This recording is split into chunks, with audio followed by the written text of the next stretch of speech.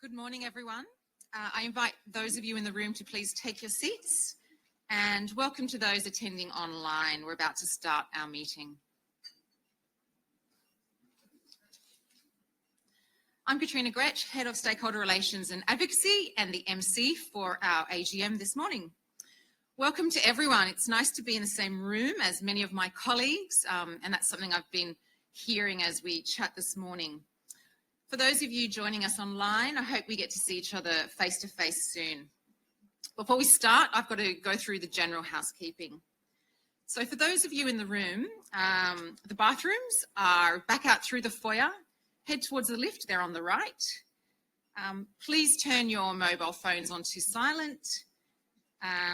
You are being recorded, and if that's an issue, please let one of us know.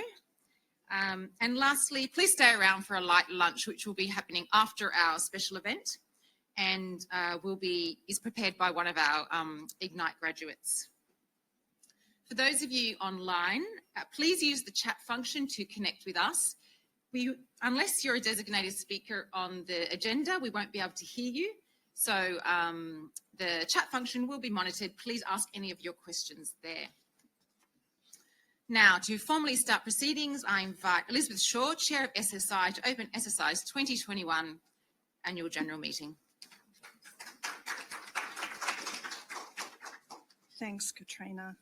And it is wonderful to see that we've been able to gather in person. At least most of us have, and we have some special guests online. So the great thing about online is that people aren't going to give their apology. They still have reason to turn up. So we welcome everybody who is present today. So this is our 2021 Annual General Meeting. It's hard to believe that a year has passed. It's such a strange year, moving excruciatingly slowly and awfully quick all at once. So I'd like to start our proceedings today by inviting Uncle Tony Scholes to conduct the Welcome to Country, and then Nicole Beaver, SSI's Reconciliation Coordinator, to immediately follow to provide the acknowledgement of country and talk to us about SSI's reconciliation plan. So, Uncle Tony. Thanks. Just see if this is... Sorry, Uncle Tony Scholes couldn't make it to other commitments. So I might just make sure that we can be heard. Do you want to come? Good morning and welcome everyone to today's Settlement Service International Annual AGM. My name is Annie Gail Smith. I'm a proud Dunghutti woman from the North Coast Emcee, and I'm a board member at the local Aboriginal Land Council, Gannagara, situated at Liverpool. I would like to acknowledge the families of the Gaborigal clan as a traditional custodian of the land we are on, as we gather here on this important occasion, and I pay my respect to the elders past, present and emerging. I would also like to acknowledge Gannagara Local Aboriginal Land Council CEO Melissa Williams, who is overseeing and growing land council that offers social service to the Aboriginal and Torres Strait Islands and the wider community of southwestern Sydney. Through Melissa leadership, we are forming new and innovative partnership to collaborate together to advance our First People. I would like to take this opportunity to acknowledge the CEO, Violet. Sorry, with the support of 8 members of the board, including the leadership team. Finally, I would like to acknowledge the First People who are here with us here today. There are many ways you can contact with us, local Aboriginal Land Council, and take an active part in our journey. Feel free to reach out to us to discover how you can partner with Gannagara Local Aboriginal Land Council in your future. Thank you.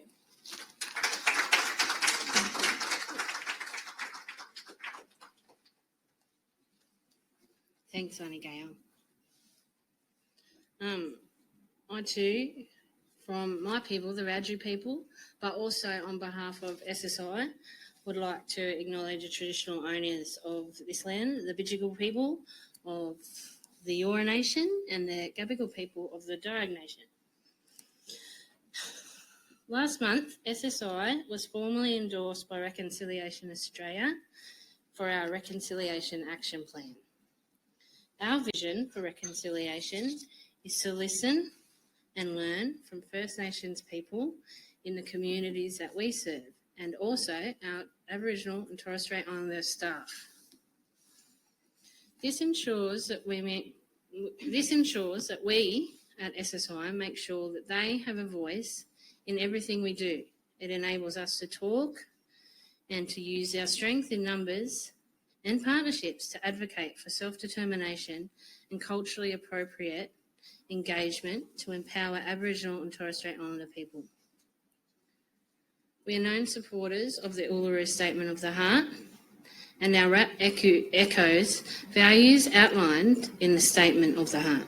The Uluru Statement calls for the establishment of First Nations voices to be enshrined in our Constitution. SSI draws on our expertise and experience to advocate for people and communities we serve, and through our work in our Reconciliation Action Plan, we aim to help empower and advocate for reconciliation. SSI Group believes it has a role to play in shaping a pathway where everyone has an opportunity to prosper, contributing to an Australia that redefines different and steps out in courage to build a unified and equal and respectful nation. To acknowledge our Innovate endorsement received by Reconciliation Australia earlier this month, our wrap artwork by Julie Rutley, a proud Gamilaroi woman of the Northern New South Wales and former staff member of SSI, is going to be gifted to each board member today. Thank you. Back to you, Elizabeth.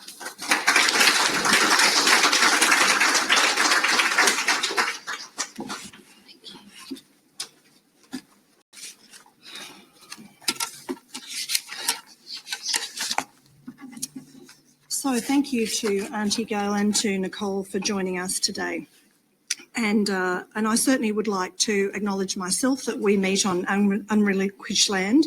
When you're nervous, it's very difficult to say unrelinquished, but if I practice enough, I'll get it out. And pay my respects to the Aboriginal people present here today. I'd like to note too that we have a special guest online, Andrew Giles, the Shadow Minister for Multicultural Affairs, who we very much welcome to the meeting. And I'd also like to acknowledge all of our members and our guests today, my fellow office bearers on the board, our Group CEO, Violet Romeliotis, Company Secretary, Kusai Elali, and our Auditor, James Winter from Grant Thornton, also present here today. I saw him earlier. I have been informed that there is a quorum present, and so I'm very pleased to declare the meeting open. So we'll proceed with the formal business of the day. And as you know, an AGM being heavy on procedure, there's a fair bit of me reading and sticking to the notes, but we will also have various people speaking who I hope will bring some richness and some lightness to the meeting as well. So a notice of the meeting was sent to all members of the company within the notice period, and you will all have copies of today's agenda. Copies are available on request if you don't have that with you. So I'll now table the notice of the meeting, and unless there are any other objections, I'll take the notice of the meeting as read. So members and proxies attending on behalf of members will be provided a reasonable opportunity to speak and to ask questions throughout the course of the meeting. For members attending online, you'll be able to submit your questions via the Q&A section, and during the conduct of the formal business, questions and comments should pertain to the specific items for discussion at the time of the question. I ask that anyone wishing to speak or raise a question just ask for the roving microphone, and I assume there is a way if you're online to, so you just submit it through the chat, and we'll keep an eye on that. So management will attend to the questions and bring those to my attention. So the minutes of the previous AGM held on the 26th of November 2020 being in order was signed by myself and tabled for the information of members. Are there any questions in relation to the minutes? Who do I look to see if there's an online question? Obviously not you. Thanks. Okay, so there's no questions.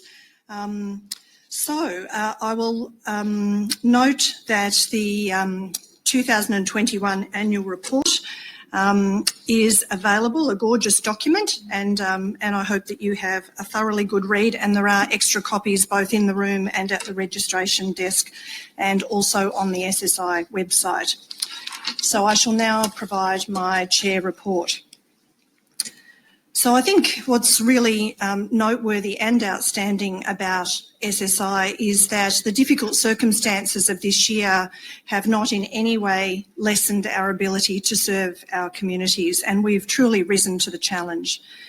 As demonstrated by the organisation at the end of the previous financial year, SSI showed that it could again successfully navigate more unprecedented conditions created by the pandemic, whilst protecting and retaining the majority of our workforce, remaining connected to the community and continuing to advocate for the vulnerable amongst us. We were able to shine in many ways during the pandemic, testing our ability to deliver new services in new ways, showcasing our diverse capabilities and our ability to be agile and responsive when needed. For example, our care packages scheme saw our Parramatta office open up to distribute food and SIM cards to asylum seekers and people on temporary visas who are otherwise unsupported. We also provided mental health assessment services. Similarly, when COVID-19 re-emerged in many parts of the country at the end of the financial year, SSI was there to support the newcomer community. One of the ways we did that was to use our knowledge of the information needs of disadvantaged and non-English speaking communities, enabling the provision of vaccination clinics that were seen as safe spaces for everyone. We welcome new contracts in Victoria, such as 2 employment-focused programs. One is Jobs Victoria Advocates and the other is Jobs Victoria Employment Services, both contracted through the Department of Jobs precincts and regions. New employment initiatives were also developed in regional areas of New South Wales, including the extension of Ignite small business startups in Armidale and Coffs Harbour. In Sydney's southwest, the rollout of our local area coordinator contracts for the National Disability Insurance Scheme has been particularly satisfying because it was an added service we could provide to the areas that were hardest hit by the pandemic's second wave. Through all the challenges, the strength of SSI's staff has been a constant, and for that I thank them all. This year we welcomed 2 new members onto the board, Vula Messameri and AM and Alex Mccauley.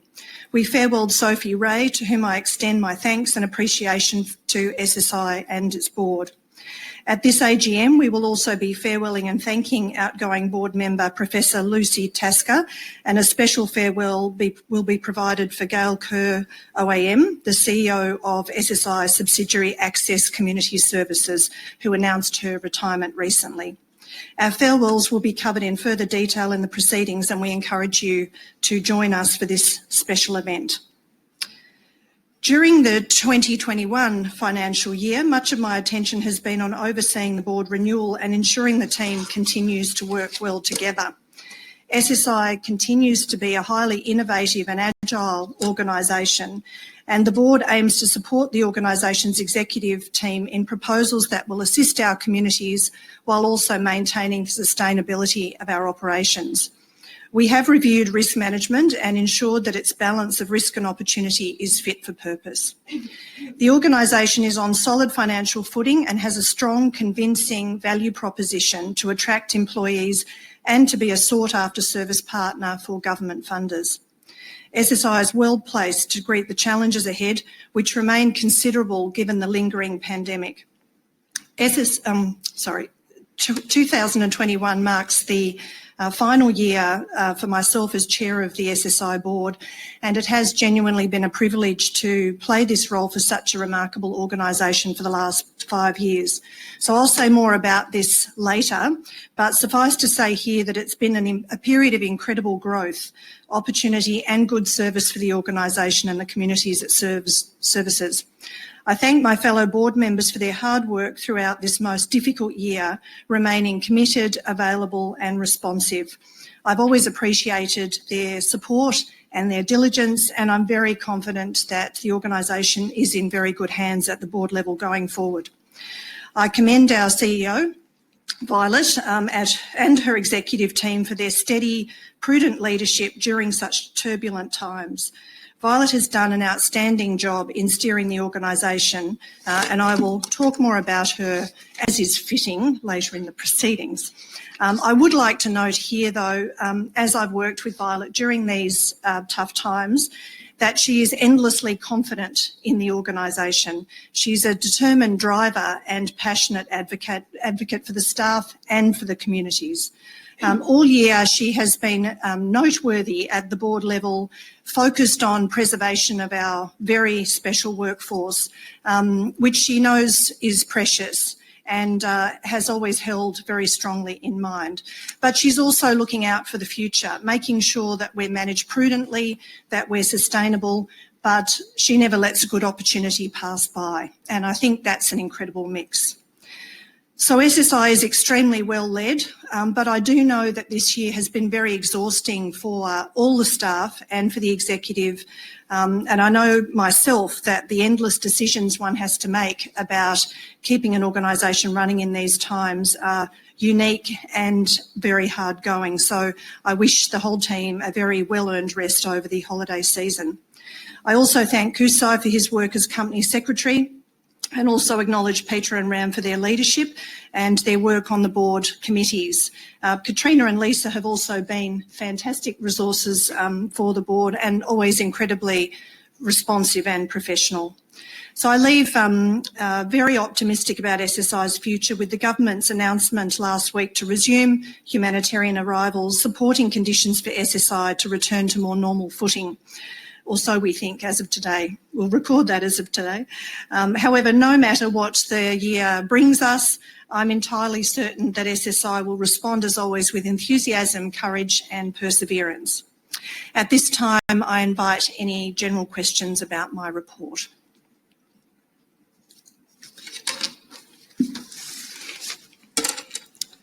Okay, I think not. So I would now like to invite Violet to present the CEO report.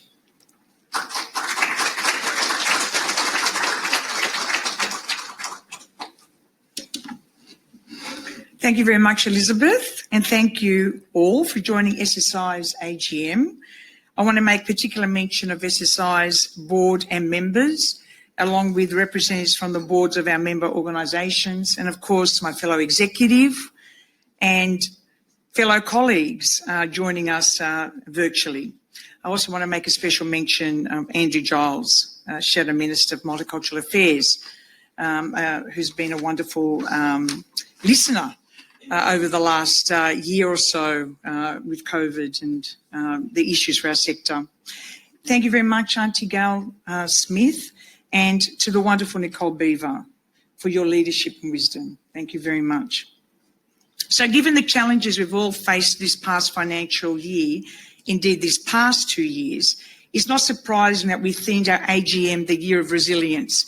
Actually, I need to say, excuse my voice, but I was at a big fat Greek wedding on Saturday with a lot of music and singing, so my voice hasn't yet recovered. So I recall a Forbes article last year that quoted one of my heroes, really, and Thrive Global founder and CEO Arianna Huffington, who stated that resilience is what allows us not just to bounce back, but to bounce forward. I share Arianna's sentiment that resilience is one of the most appropriate words to sum up this past year. And as the Forbes article reported, resilience, unlike quarantine, coronavirus, social distancing, will be the one word most relevant to us when the pandemic is over. As we entered the 2021 financial year, SSI faced a period of enormous uncertainty. Australia's international borders remained firmly shut, and it was unclear what impacts the ongoing COVID-19 pandemic would have on the nation and our organisation. And yet, we entered the financial year in what, in many ways, was an enviable position. Our finances remained sound and our revenue stable. We were able to continue and extend our work assisting the most vulnerable members of society, Despite some redundancies, our teams remained largely intact. And indeed, what's happening now with the borders, many of our redundancies we're being revisiting, so coming back. So much has been achieved is testament to the extraordinary hard work and patience of everyone working within the organisation. Resilience was a quality that was summoned in all of us. Some of our biggest achievements related to service delivery. In July 2020, a new team of 230 staff began delivering NDIS disability services to more than 16,000 people in Sydney and southwestern Sydney. This marked the first time SSI had acted as a senior partner in delivering such services. We have received positive feedback from participants and government. Meanwhile, with humanitarian arrivals suspended due to border closures, our humanitarian settlement program teams shifted focus. We helped some 5,000 newcomers already on our books adapt to the challenges of the pandemic in areas such as digital literacy and homeschooling. A flexible attitude from the Department of Home Affairs, which we greatly appreciated, allowed us to renegotiate our funding arrangements to be compensated for this work. The year also saw the rollout of our multicultural foster care program in Victoria, following its success in New South Wales. We are very proud of our program in Victoria. We have a multi-contract with the Victorian government to deliver the program, which matches children from culturally and linguistically diverse backgrounds with appropriate foster homes and caseworker support. And we welcomed the new contract to provide the multicultural gambling harm prevention service in Victoria too. Our remote working approach, initiated at the start of the pandemic, was a positive measure for many staff.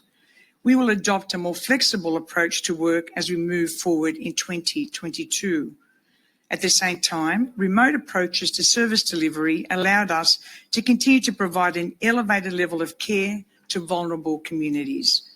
The value of this approach was reinforced by our ability to continue delivering services during Sydney's second lockdown. The JobKeeper scheme allowed us to retain staffing levels across the group, although stand downs saw hours for many staff reduced. And both the board and executive team took pay cuts of 10% to help reduce costs and to stand with our stood down colleagues. I want to take a moment to thank the board and send a special thank you to staff who demonstrated a resilience beyond measure during the stand downs. To further rein in costs, a review was undertaken on the way our social enterprise businesses operate. In future, all self-funded social businesses must be able to meet their own costs by the end of the second year of operation. Although it seems a long time ago, last year was SSI's 20th anniversary. While it may not have been the celebration we had planned, we continue to do what SSI was established to do, namely help individuals and communities to thrive. The Oxford Dictionary defines resilience as a capacity to recover quickly from difficulties and to demonstrate toughness. It's this quality that allows us to overcome challenges instead of being defeated by them.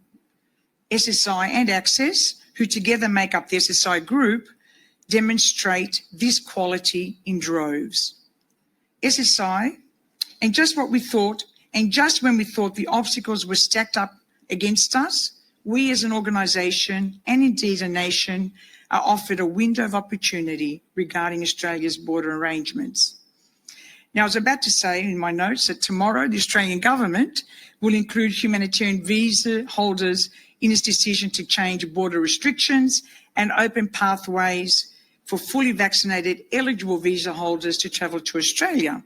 However, we learnt today that Omicron variant has triggered a week's pause in this plan. However, a 2 weeks pause in this plan. However, I think that we can deal with 2 weeks, that's fine.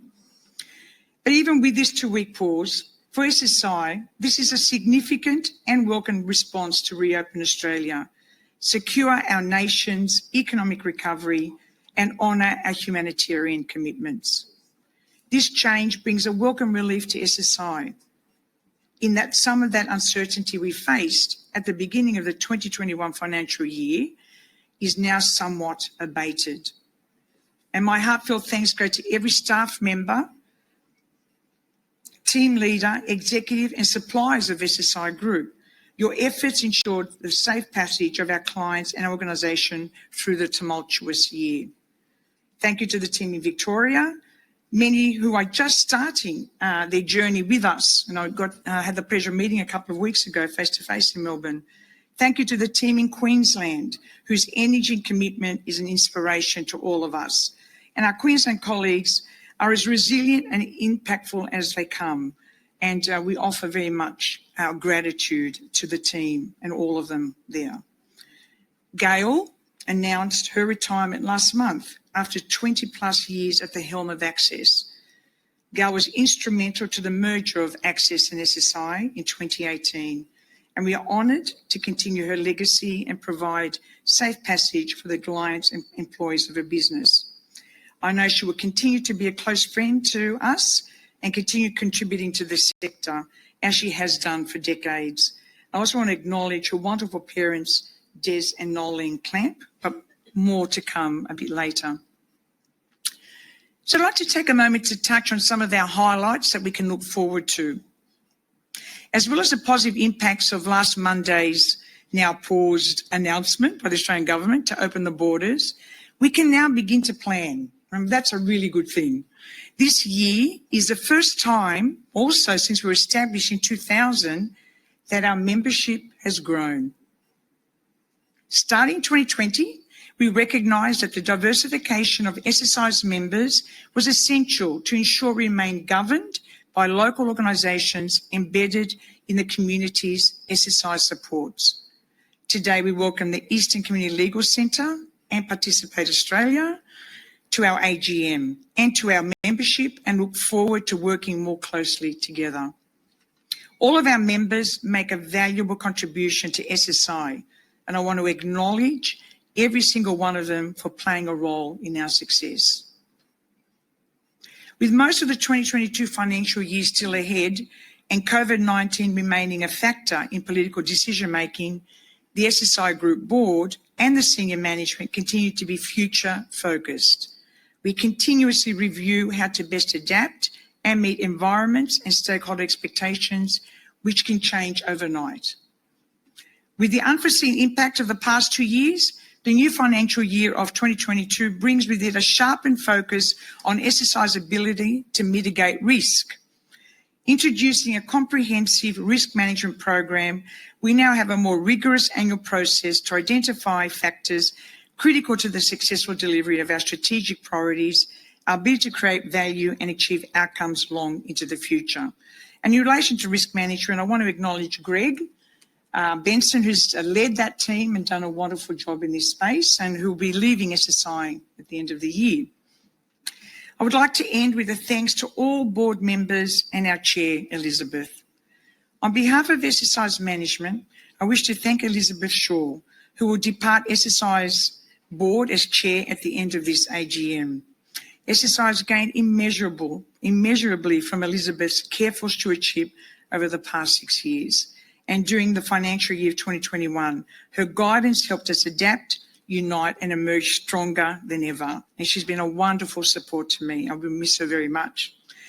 We'll extend further thanks after the official proceedings of this meeting, and invite you to please join us as we bid farewell to our esteemed board members, Lucy Tasker, a wonderful colleague, and CEO of Access, Gail Kerr.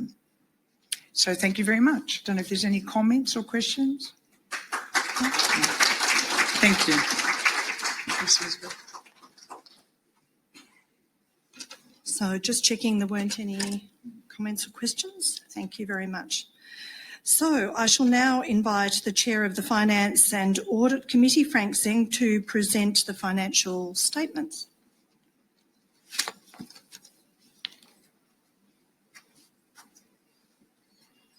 Thank you, Elizabeth.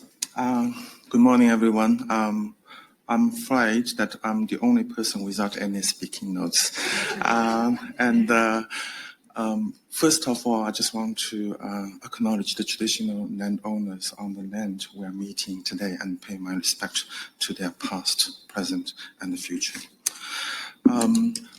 As you probably have noticed from this year's annual report, on page 7, you will find a financial snapshot. This is the first time ever from my memory that SSI Group emphasized the importance of financial management, especially during difficult time, the pandemic that none of us would ever imagine.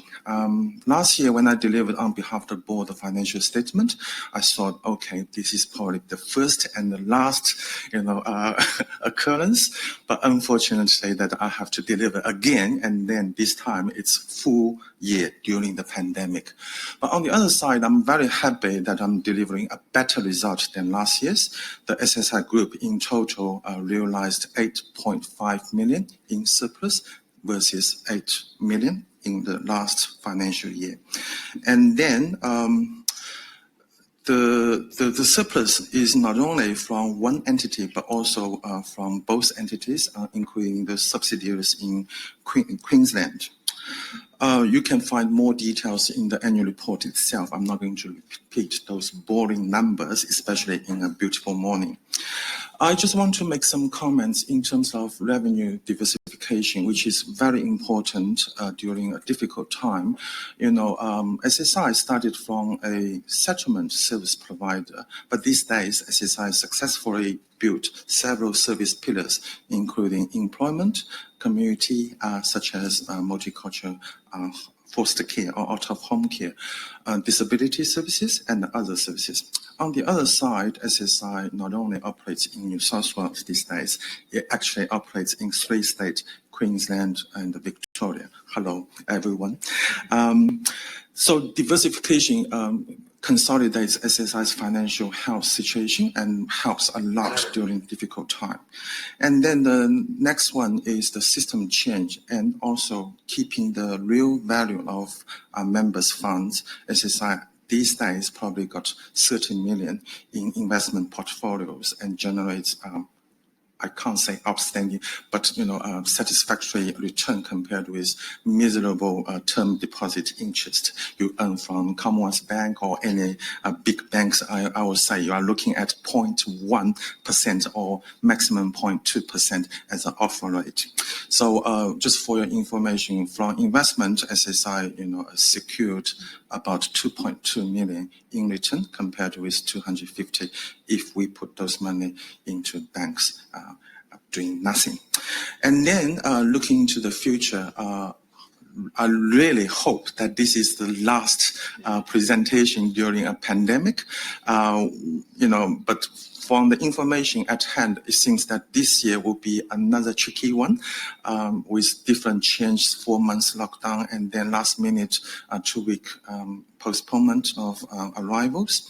But with solid risk management, like Violet mentioned, and also risk mitigated financial management methodology across the whole group, I'm very confident that SSI is ready for any future challenge. And finally, I would like to thank you, Violet, and my fellow directors, Elizabeth and Lucy. It was a pleasure to work with you in the last 4 years and keep in touch. Thank you so much. And now I hand over to Elizabeth for any questions.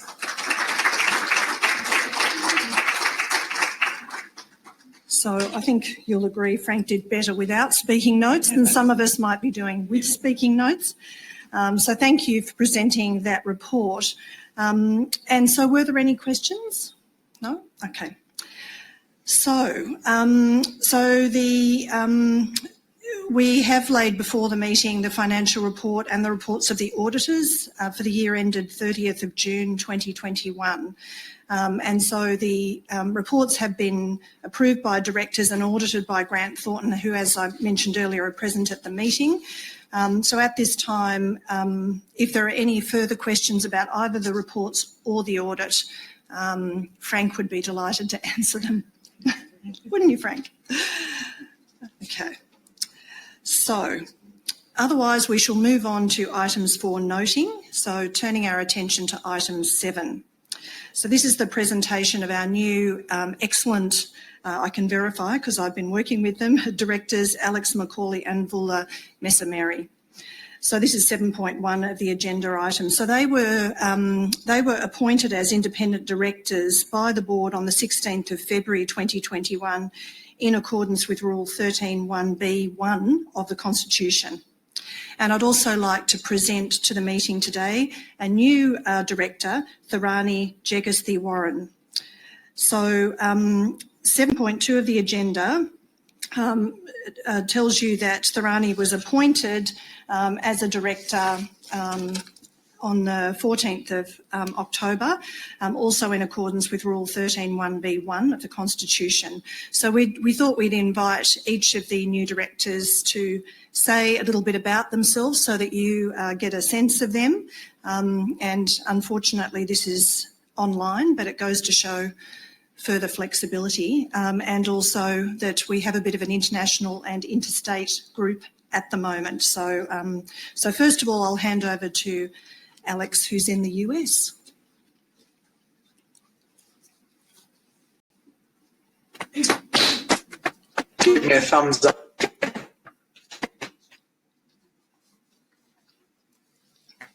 Yeah, we're all set, Alex. I think we can hear you. Is that right? No. Can he hear me? No, you're... Yeah. Hold on.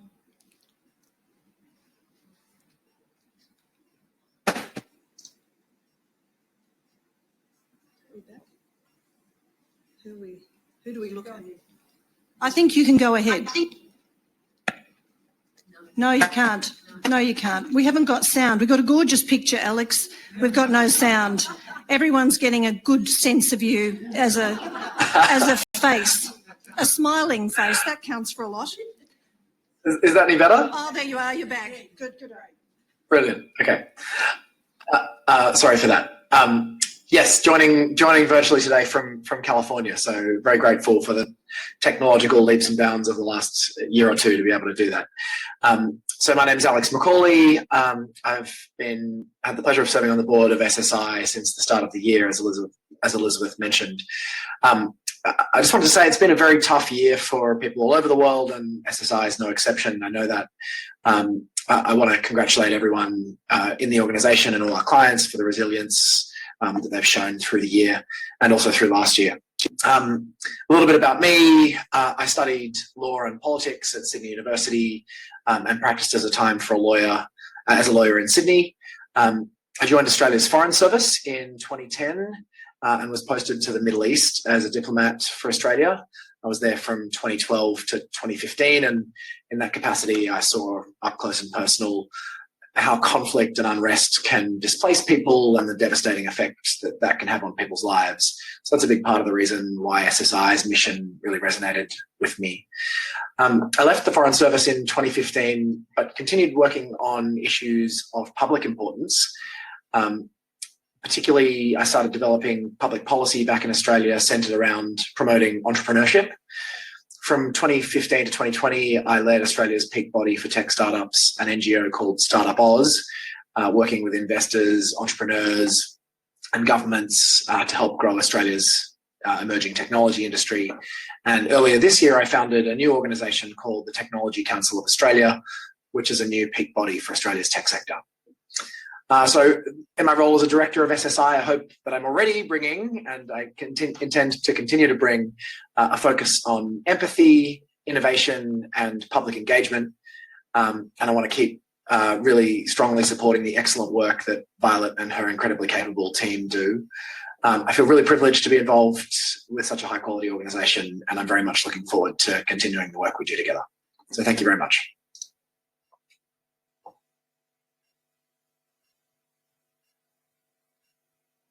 Turn to Vula, who's coming to us from Victoria. There. Oh, no. Oh, thank you, Elizabeth. Can everybody hear me? Yep. Yes. I'm Vula Messameri. I've had the privilege of having been on the board since the start of the year. And Equally, I congratulate management and staff for an excellent year under such difficult circumstances. And I very much look forward to actually having some more face-to-face meetings, because most of the contact has been online, which mercifully we do have, but nevertheless it's no substitute to being together. A few words about myself. I've been in the multicultural services sector for longer than I care to talk about, probably between 30 and 40 years now. I've had the privilege of having both management CEO positions in the ethno-specific sector in Victoria, but also being in a number of leadership positions at the federal level as an advocate, if you like. I was the first woman chair of the Federation of Ethnic Communities Councils of Australia, and have had similar positions at within the state of Victoria.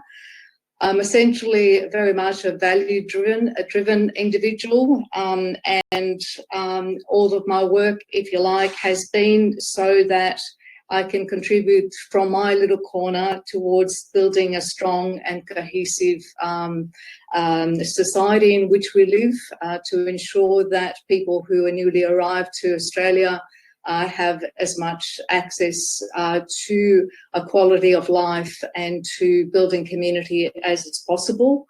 The other driver for me has been the important and continuing work of the need to continue our reconciliation with our First Australians, and I ensure that whatever organisation that I'm working through has that as a really important component. I probably I bring a number of I have served on a number of different boards, and I hope that I'm bringing some additional skills to the board, although the board is very well served with the skills that it has and the new incoming skills that are there. As a Victorian-based person, it's great to see SSI moving into the areas that have not been taken up by other organisations, and I look forward to bringing whatever contacts and other attributes that I have from my understanding of how things operate in Victoria.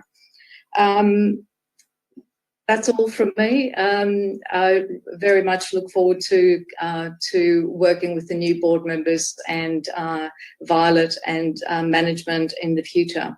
Thanks, Elizabeth. Great. Thanks, Paula. And now we're introducing you to Tharani, who is a new appointment, who's also online but is Sydney-based. So, bit about Tharani there. So there we are. Thanks, Elizabeth. Thanks, Elizabeth, and good morning, everyone. Let me start by saying it is an absolute privilege to have the opportunity to serve on the board of SSI.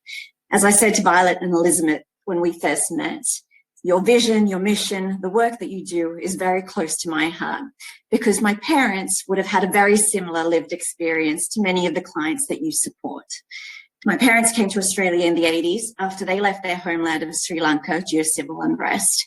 And when they arrived, they had very little money, 2 young mouths to feed, no family and friends, and qualifications and experience that weren't recognised. So the first couple of years were tough as they really found their feet in their new country. It is why I deeply believe that the services and the sense of community and inclusion that SSI and your member organisations create for newcomers is critically important to really helping them realise their full potential and to thrive in Australia. A bit about me in terms of my professional experience. I'm a partner at Deloitte, one of Australia's largest management consulting firms. There I lead the firm's social impact consulting practice. It's a dedicated practice that supports social sector organisations government agencies on their growth and transformation journeys. And our aim is to really support these organisations to deliver greater social impact to the communities that they serve. Outside of my role at Deloitte, I'm also a board member of UNICEF Australia, the United Nations Children's Fund, and I'm deeply committed to their work of protecting and advocating for the rights and well-being of children, particularly as a mother for 2 young girls myself. So that's a little bit about me. I'm really excited to be here and looking forward to working with all of you to continue to build on the incredible impact and legacy that you are having for the communities that you serve. Thank you. Thanks, Dharani. So I'm sure you'll agree we're very well served going forward with our new board members adding to the great team that we already have. So I'll now refer you to item 8 of the agenda, which is also an item for noting. So Rule 11.1 of the SSI Constitution provides that members of the company will be those persons the board admits to the membership of the company who are eligible to be members in accordance with Rule 11.2 and who've consented in writing to be members. Since 2020, the board has come to recognise that the diversification of SSI's members is essential to ensure that the company remains governed by local organisations embedded in the communities SSI supports. So it's in that light that the board has accepted the applications for membership from 2 new members of our community, Participate Australia and Eastern Community Legal Centre. So Participate Australia supports people living with intellectual, cognitive and developmental disabilities, as well as their families and carers. Participate Australia participants come from diverse backgrounds and live in the Inner West and Greater Sydney. I'd like to welcome Andrea Natoli, Manager of Partnerships, Marketing and Diversification, and Glenn Ball, their Chair, from Participate Australia, who have joined us today. So they might wave. There's Glenn. Hi. So just so that if anyone would like to go and say hello, that would be terrific. Eastern Community Legal Centre, Inc. Eastern Community Legal Centre is a multidisciplinary legal service that works to prevent problems, progress, fair outcomes and support the wellbeing and resilience of communities and community members in Melbourne's East. So I welcome Michael Smith, the CEO, who's actually joining us online. So this is a really significant moment for SSI to have these new members, and I look forward to everybody getting to know them and to getting to know them myself over time. So I refer you to, as I said, item 8 of the agenda, which is to note that the board has admitted Participate Australia Limited. So, Kusai, do I actually, as a matter of meeting, have to read out the ABN number? Although now I've said all of that, I could have just read out the ABN number in a shorter amount of time. For the record, we can note they have an ABN number, and Eastern Community Legal Centre Inc. as members of the company on the 14th of October 2021 in accordance with Rule 11.1b of the Constitution. Are there any questions about this? Online? Okay. So we now move on to item 9 of the agenda, being other business. And so this is a time when all of our members can raise any other business. We haven't had any suggested in advance. No? Okay. So we shall now turn our attention to some of the farewells. I'll just make some initial notes about this because Violet, and we will talk a bit more about the farewells in a moment, and try not to cry, those sorts of things. So I've got my tissue, but I would like to, within the course of the meeting and for the record, would like to acknowledge Lucy Tasker, Professor Lucy Tasker, who is also leaving us today. So Lucy and I joined the board at the same time, and over the 6 years we've seen many a change, both professionally, personally, and at SSI. It's been quite an extraordinary 6 years. And so it's been great to have a colleague along that journey the whole time. So Lucy is really noteworthy as a board member because she's brought a particular lens to board discussions that I think nobody else has quite replicated. So the things that just came to top of mind for me was that she has been a passionate advocate in areas of certainly learning and education, refugee and migrant opportunity, workforce development, employment ethics and justice, volunteerism, student scholarships, research rigour, and so much more. So they're just the first things I thought of, but I'm sure there's a longer list. So I've hugely valued her as a colleague, as a driving companion as we go to events together, and she's been very dedicated to much of our work and as a member of the Risk Committee. So I do thank her and look forward to hanging out in Leichhardt in some other way because we're sort of neighbours. And also just to note that I'll be retiring at the end of this meeting. Never said the word retirement in relation to myself. It's quite disturbing. It's only in relation to my role as board chair, and I will say a bit more about that in a little while. But for the sake of the record, we will end this part of the meeting. So I'd like to thank all of you for your attendance today, and also wish all of you a very safe and happy holiday season in whichever way you might celebrate that, and hope that it is a time of rest and rejuvenation for us all. So I'll now declare the meeting closed and hand back to Violet.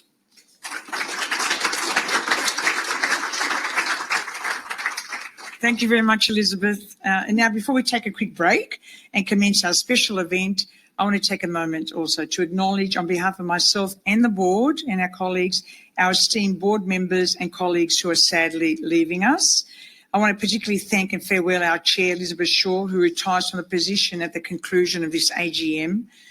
Elizabeth has been on the board of SSI since 2015 and the chair since November 2016. In fact, you took over from Kamal, who's here, Kamal Debussy.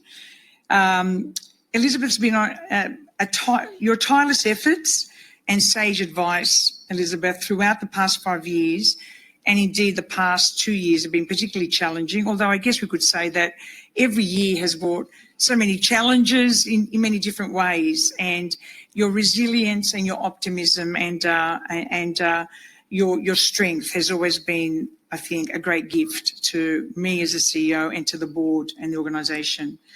Your tremendous experience as a consultant to Frontline Services, as CEO of Relationships Australia, which you do New South Wales, which you have done very ably, and we hear you on the radio all the time, don't we? She's always on the media. Your background as a clinician and counsellor, a psychologist, has provided you, I think, with great the attributes that the organisation required to really embed itself respectfully within the service system to provide really important services to the community, to stay connected with the people that we serve. And I think that you've been a wonderful leader and a person of wonderful dignity and grace. You've brought great understanding and appreciation of our sector and a genuine passion. You're a wonderful human being, a very talented person, and I know you'll do well with whatever you do, and I know that you'll also remain a champion and friend for SSI. So thank you very much. We'd like to play a few moments we've captured that best described how we feel about you, Elizabeth. So here we are, just to embarrass you a little bit more.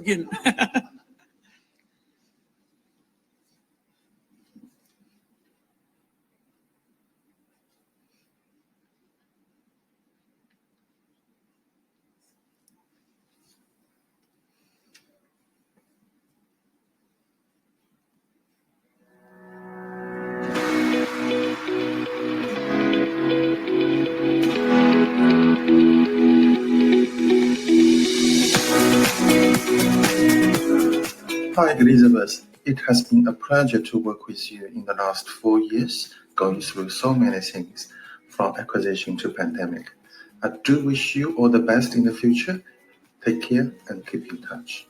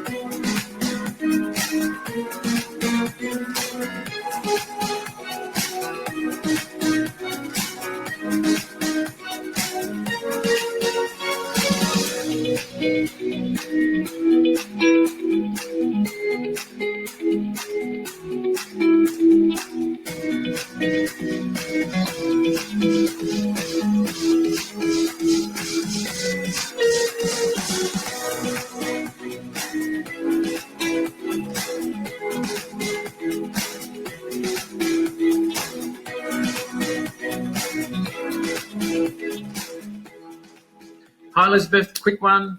Big thank you and congratulations. Legacy. Legacy is the word I think we need to think about in terms of when you move on from a very important position after a length of time. You've left an amazing legacy both at the organisation and for me personally.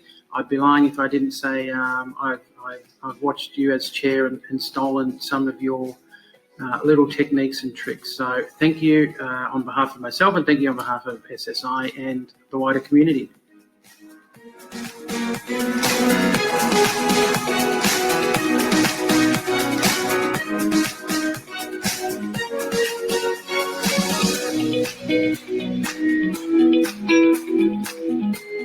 Hi, Elizabeth. I can't believe it's been 6 years since you joined the SSI board and 5 years as our chair. SSI has done so very well under your stewardship. I'm eternally grateful for being such a wonderful chair, guiding and advising me, and always backing the work of SSI, ensuring that our mission and purpose and our true North Star is always front of mind. I wish you all the very best in your future endeavours, and I'm sure some other boards will benefit greatly from your expertise and talents. And I know that you will always be a champion for SSI and look forward to working with you under a different arrangement into the future. Thank you.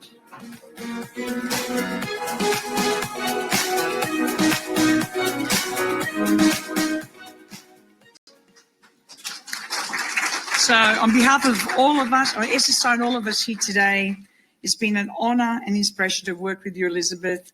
Please accept small gifts from all of us, from our colleagues. And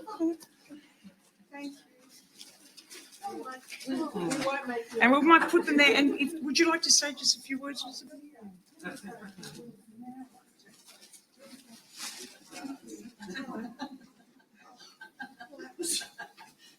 That's a bit overwhelming, isn't it? Thank you. That's extremely generous, and I'll have to get a copy. My son was in that, so he'll be very thrilled. He made a passing appearance.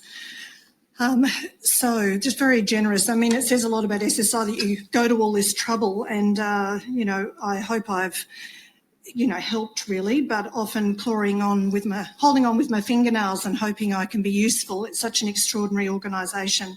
So it's the sort of word you use in a moment like this is that it's been a privilege, but it just feels like it's a word that's overused and doesn't say enough for a moment like this. So it's interesting looking back in 6 years of one's own sort of history and the moment when I applied to be on the board, because I was in my own business at that time, very happily in my own business, but wanting to make more of a contribution back in organisation. So I was already doing a lot of different things, but I thought board work would just be a good enhancement. So little did I know that at that time I then would go on to take on a role in an organisation as CEO at Relationships Australia, New South Wales. And during that time too, not only have I changed a lot and my work life has changed a lot, but also SSI has changed a lot because it's grown and it's merged and it's extended itself and it's grabbed every opportunity to meet more community need. And it does so endlessly and with great ingenuity. So it's been quite the wild ride in so many different ways. The board has changed a lot over time, both in the normal course of board turnover, but also with some unexpected departures and lives taking different directions. Overall, though, it's been a really impressive group to be part of. Very hardworking and dedicated. Everybody loves to be involved and is there for the right reasons. And I think, on balance, we've worked well together. I certainly hope as chair I've done a good enough job. That was my goal, to do a good enough job. And I've been imperfect at times, absolutely, and I'm sure the board's sitting there thinking you so have.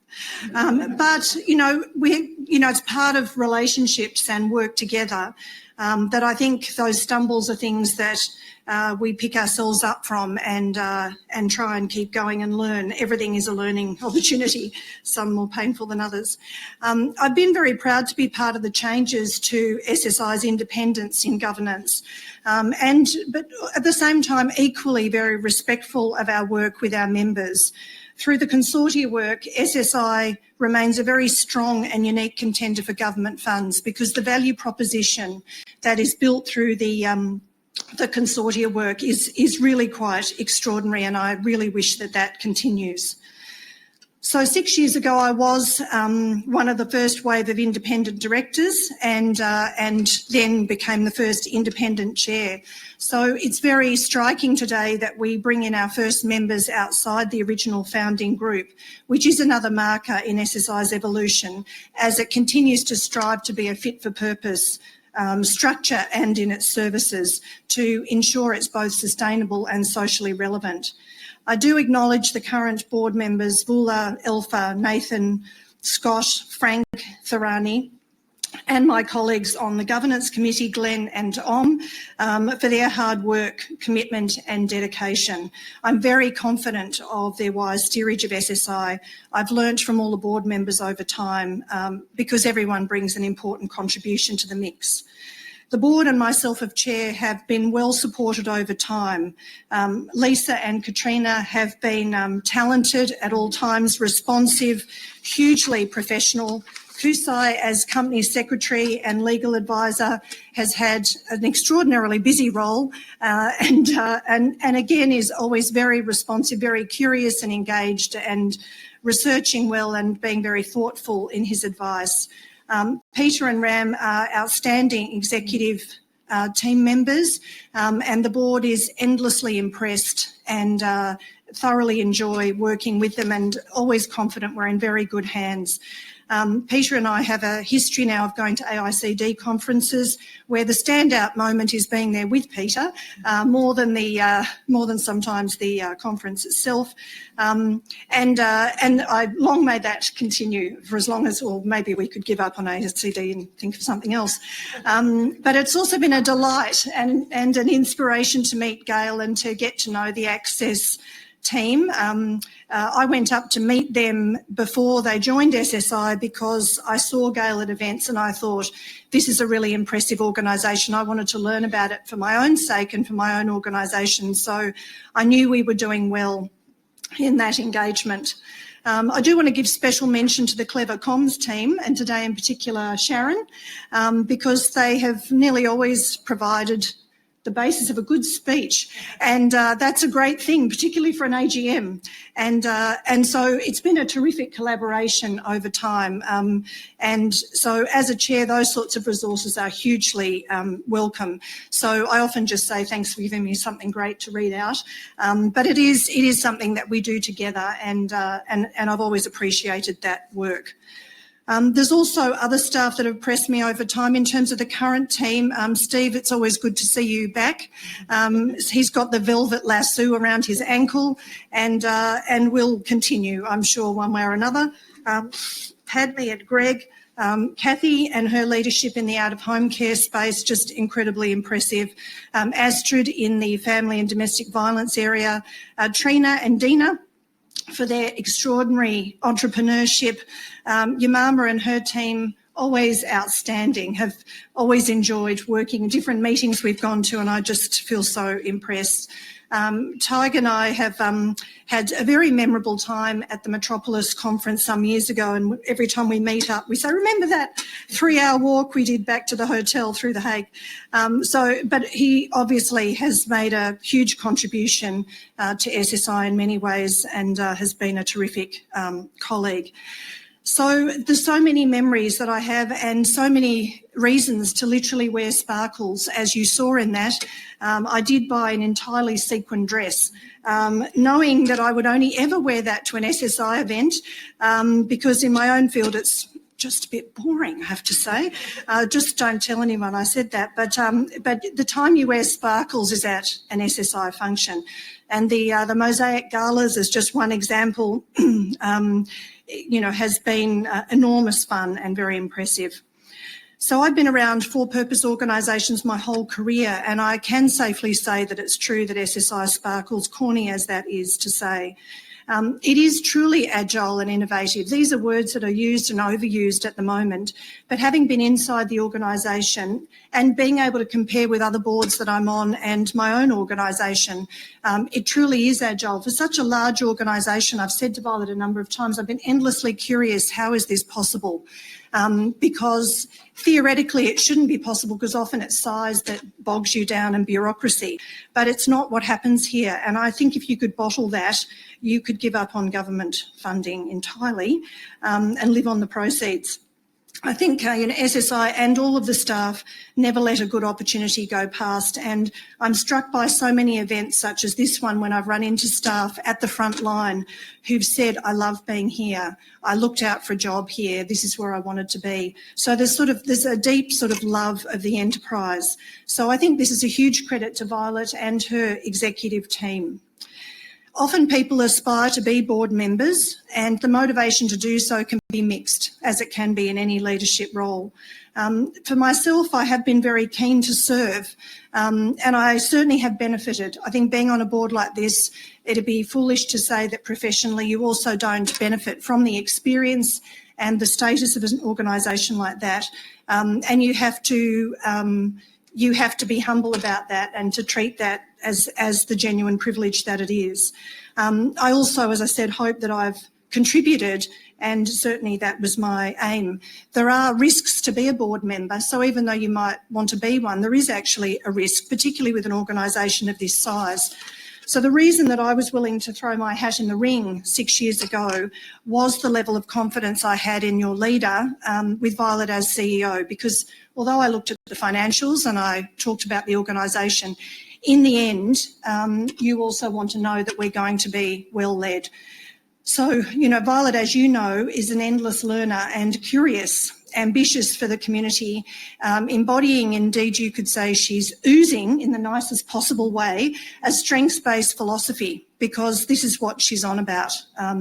And she's both bold and prudent at the same time, confident and yet very able to be patient and play the long game. And there's been some long games. So it has been a roller coaster over the last 6 years, and like all the best relationships, we have at times had our stumbles and worked on things. But as we know that in any relationship, that's what you do, and you stick at it. And I think we've been a good team. It's been a pleasure, and we will continue to work together in different ways. But I have really valued the relationship, and it's been a joy to meet up, to stick to the task, but also just to meet. And I am endlessly admiring of your commitment, energy and dedication to the work, and I'm sure that will long continue. So I'm very confident that SSI is in excellent hands with Violet, the executive team and the board. And it's time to move on from me. I do feel I've done my bit, and the organisation now needs to do something different. And I think that's a good thing. That's a healthy thing. Just to note, though, that, relationships are our strength. So with each other, in the membership, in the organisation generally, and about all the different ways we've connected and will go on to connect and reconnect. And I look forward to that ongoing contact in the future.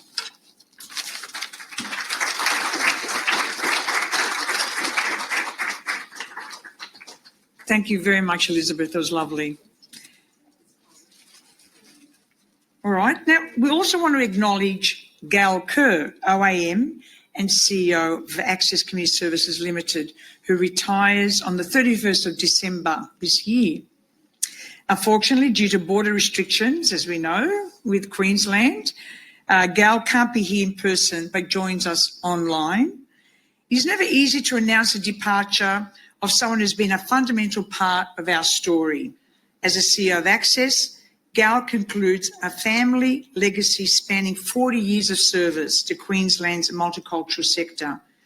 Gal and her parents, Des and Nolene Clamp, who founded Access Community Services in the early 1980s, established Access as one of Australia's prominent voices in the multicultural sector, with particular focus on Logan, Ipswich City and the Gold Coast communities.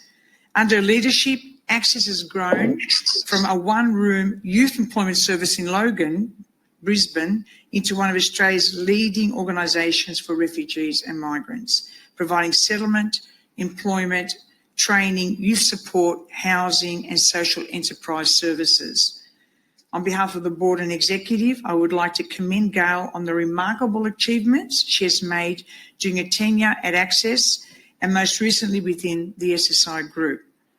I also want to acknowledge the significant contribution Gail has made to multicultural Queensland. Her energy and commitment to the purpose of Access Community Services has inspired all those who have worked with Gail over the past 30 years. I'm sure you will join me in congratulating Gail. She will be missed on the executive and around the offices of Wembley Road, but her legacy will be lasting. So best of luck, Gail. We wish you strength and success to undertake the next stages of your life as you embark on the journey of retirement. And I know that you're going to be like a Steve retirement, you know, being drawn back in and out. I believe that, except the flowers have hopefully been delivered to you. Can I see? There they are. Yeah, thank you very much, Gail. And over to you. Thanks, Bob. Can I start by acknowledging the traditional owners of the land on which I'm on at the moment in Queensland, in hometown Logan, the Yugambeh and the Yagara people, and pay my respects to elders past, present and emerging. And thank you, Violet, for such a lovely farewell and acknowledgement of myself and my parents. And Elizabeth, it was an absolute pleasure to meet you when you visited Access, a number of years ago. And what a pleasure it's been to serve, under you, and Lucy, to farewell you as a true champion, and the board members, that I've met through SSI. And if I could also, if you indulge me, acknowledge and thank the board members of Access that played such a crucial role when we talked about merging and coming together with or under SSI.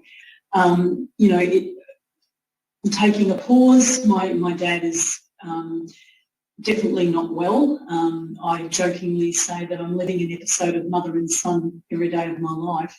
And if you were living with or know anyone with dementia, I think you'll appreciate what that means. But, what an honour that I am their daughter, and the legacy will go on because of their heartfelt hard work, volunteerism, absolute commitment to a community that was very, and remains to some degree, at risk, in need, and requiring the love and support of good people who weren't prepared to walk past a problem. They were more keen to be part of the solution. And, that's the kind of sentiment and values that I know the boards I've worked with, including the SSI board now, embody and embrace and champion. And for me, again, I obviously knew people like Astrid, Esther, your mama coming into SSI, and gave me great comfort to know that the great people I've worked with for most of those years that I've been in the sector were part of the new SSI going forward and what Access was merging into.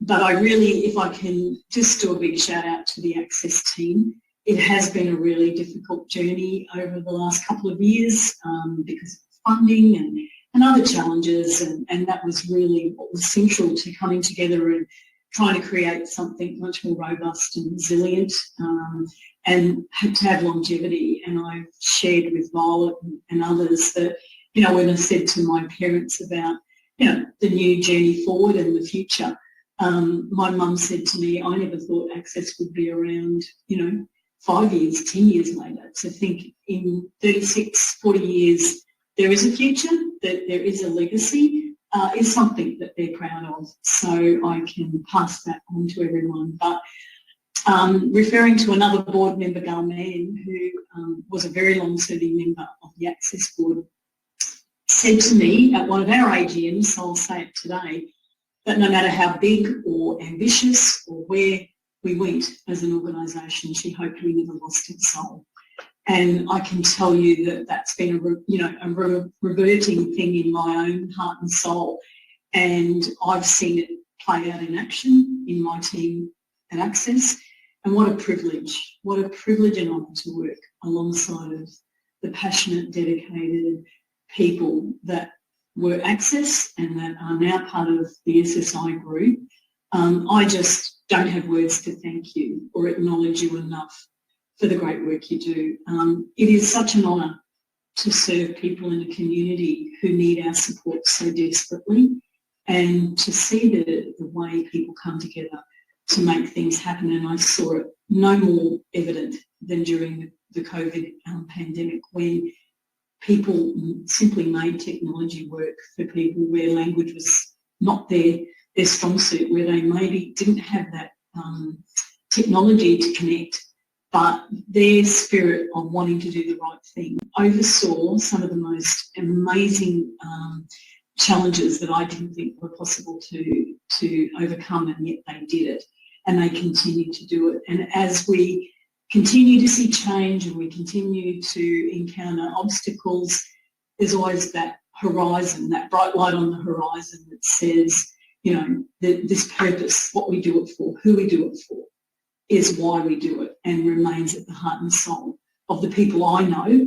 who work for Access and of the people I've met in SSI, and that's what drives us forward. And if I was to have any wish, it's that is never what we lose, the heart and soul of who we are, what we do, and why we do it. It's just been critical to everything. And yes, you know, as I put a full stop at this point in time in one part of my life, I've had the chance to reflect and, you know, to be very generously given feedback and, you know, reflect with other people who've been on part of that 40-year journey, who are so grateful. You know, it was their first job. It was their first volunteering experience. It was how we changed people's lives, how we built a community, how we've been part of the very important migration story that is Australia's. And I'm just so proud to have played some small role in building multicultural Australia, particularly Queensland, and most especially my own home, Logan, which is home to 217 different multicultural groups. These are not easy times, but I have so much admiration and respect for people who come here to start their lives, knowing some of the awful circumstances and situations they've come from, but to come here with hope and resilience, and to be so grateful and appreciative to our services, to the Australian government and to the Australian people. So I just want to thank all of you, wish you well in the future. What is it? One of my former staff members who bounced back a few times said it was Hotel California. So I'm sure that there'll be a future where we'll all still be working together for the greater good of the communities we serve. So I want to thank each and every one of you, give you my best regards, sincerely thank my Queensland team. Thank you, Violet. I give you, all success for the future. Peter, the executive team, and all at SSI. Have a wonderful break, well-deserved break, and hopefully I'll see all of you again in 2022. Thank you.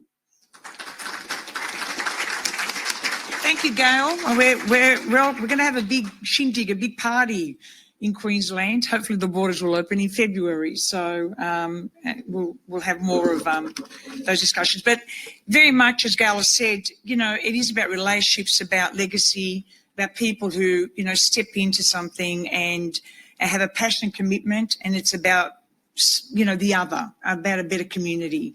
So it's wonderful to be able to actually recognise and acknowledge people who lead that. But, the many who don't get the accolades but are really work hard at that coalface, to do the work that SSI and Access and others and our members, I think, are important to make a difference. And finally, I'd like to thank a very important board member, Professor Lucy Taxa, who retires from a position as independent director today after 6 years on the SSI board, and as Professor and Associate Dean of Research at the Faculty of Business and Economics at Macquarie University. Lucy brought significant experience and knowledge to SSI, given her research interests in migration, migrant employment management and organisational processes. And indeed, this is what drew me to be a great fan of Lucy and her work and her passion. As well as being the convener of the Culture Diversity Research Network at Macquarie University, Professor Taxa collaborated actively with the Ethnic Communities Council of New South Wales, as well as being a member of the Ministerial Roundtable on Culture Diversity in the Workplace, providing SSI with immeasurable guidance, and has been a great mentor to PhD students who've done some very important research about our sector, which is very scarce. So we really appreciate a wonderful contributor, and continues on our Refugee Scholarship Committee and Program, and in many other ways. So Lucy, please come up and accept a gift from us. Your flowers and yeah.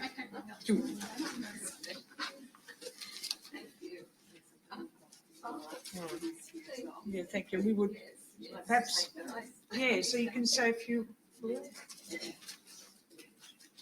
Thank you so much. So, Frank, I do have notes because I thought if I didn't, I would get very emotional. So I want to begin by acknowledging the traditional owners and custodians of the land never ceded, and pay respects to elders past, present and emerging. And I also want to acknowledge all the diverse cultures that have contributed to this country for thousands upon thousands of years, and all the people that have worked with SSI for all the reasons that have already been spoken of, and I won't go into that now because it's already been said. I come from a number of different minority groups, but today I want to say that I'm especially grateful to have represented one particular minority group on SSI, and Violet's already mentioned, and as an academic.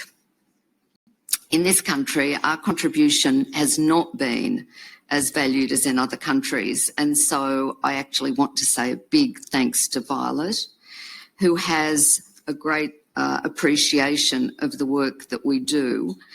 I met Violet on the New South Wales Ministerial Roundtable for Cultural Diversity in the Workplace, a very big mouthful, where we fought the great fight and got about 2% of what we wanted. But anyway, at that point I had been involved with the Western Sydney Community Forum on a called mentoring program, which really took me out of the researching of these sorts of things to actually practically assisting called workers. And one area that has always concerned me in that regard is the failure to adequately induct migrants of all sorts, regardless of how we categorise them, into our workplace cultures. So when Violet said, please apply for board membership in 2014, I thought, well, this is a way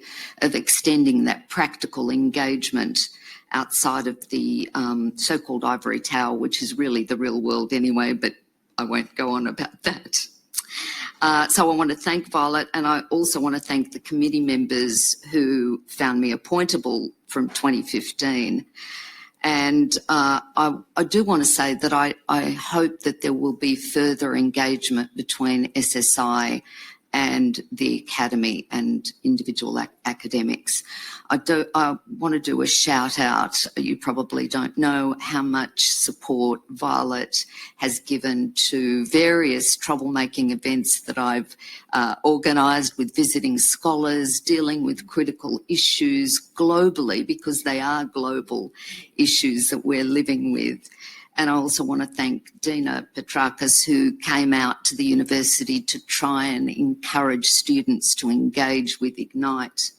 These sorts of exchanges are very, very important, and I want to also take this opportunity to thank Violet and everybody else that was involved in organising the Metropolis Conference, because this really was a very, very significant event and raised the international profile of SSI, which I think is very important. And I wish you all the best in continuing on that score. The last nearly 7 years, actually, it's been for us, as a board member, have been one of the highlights of my life. It's been an amazing journey with outstanding and committed people from whom I've learnt a lot. I want to thank those who were on the board throughout those years, including Kamal Debussy, Lou Bakiela, Dungle, who's here as well, Yung No, Sophie Ray and Antoinette Chow, as much as the current board members that you all know the names of, so I won't waste time telling you all of them, but I just want to sort of say how much I've appreciated engaging with my fellow board members, and Elizabeth for so ably chairing the board in these last years. It's been a real learning experience for me, particularly around two things that I got involved with recently, and that is the out-of-home care, which has been an amazing experience, and the Risk Management Committee. So I thank my fellow committee members and so on. I can't emphasise enough the significance for me of being a board member of SSI, because in a very important way, it has allowed me to repay the kindness and the support that I and my family received on arrival in this country. Tomorrow marks the 60th anniversary of that arrival at Piedmont, which was made possible by a humanitarian organisation called HIAS and a welfare society operating in Australia. HIAS was established in the USA as a Hebrew Immigrant Aid Society in 1881 to support Jewish people escaping from anti-Semitic pogroms then occurring in Russia and Eastern Europe. And it continued to provide assistance post the Russian Revolution, First World War, and after the Second World War, its branches in Europe and Shanghai helped to settle around 150,000 displaced persons, or we call them DPs in Australia, both in Australia and also US, Canada and South America. HIAS in the 1950s helped evacuees from the Soviet-controlled countries, including Hungary and Poland, which is where I came from, and its office in Paris assisted my family to get the appropriate immigration papers, and that took 2 years, and medical checks and so on and so forth, which I only know about through hearsay because I was an infant. Later in the 1960s, HIAS supported Jews from Algeria, Tunisia and Libya to migrate to Europe and elsewhere, from Czechoslovakia, escaping the repression after the Prague Spring in 1968. And in 1975, the American State Department gave HIAS the responsibility for the resettlement of all the Vietnamese refugees. And today it continues to provide aid for refugees and humanitarian migrants from all nationalities, all religions and ethnic origins, fleeing wars, persecution and discrimination. And I found it really quite amazing when Violet came back from the UK and she said, I met some amazing people from an organisation that is helping Syrian refugees. And she said it was HIAS. And I went, oh my God, I didn't know that. The point, I think, in my reflection on this particular organisation is that it's brought to my mind how organisations like languages evolve in response to the contexts and the circumstances. And it's been an amazing thing to watch SSI evolve in the same sort of trajectory, dealing with different groups, different issues, and yet the same sorts of supports that are needed to be humane. I think SSI is an exemplar of world proportions and in the future, hopefully, of the same standing as HIAS internationally. I'm so pleased to be leaving at this moment. I'm not pleased to be leaving generally, but I'm pleased to be leaving at this moment of survival, resilience and growth, particularly in these difficult times, and we all know them, so I won't go on with that. When we arrived in this country, the Jewish Welfare Society that worked with HIAS to get approval for us to come played a critical support role. They gave us our first home in a migrant hostel.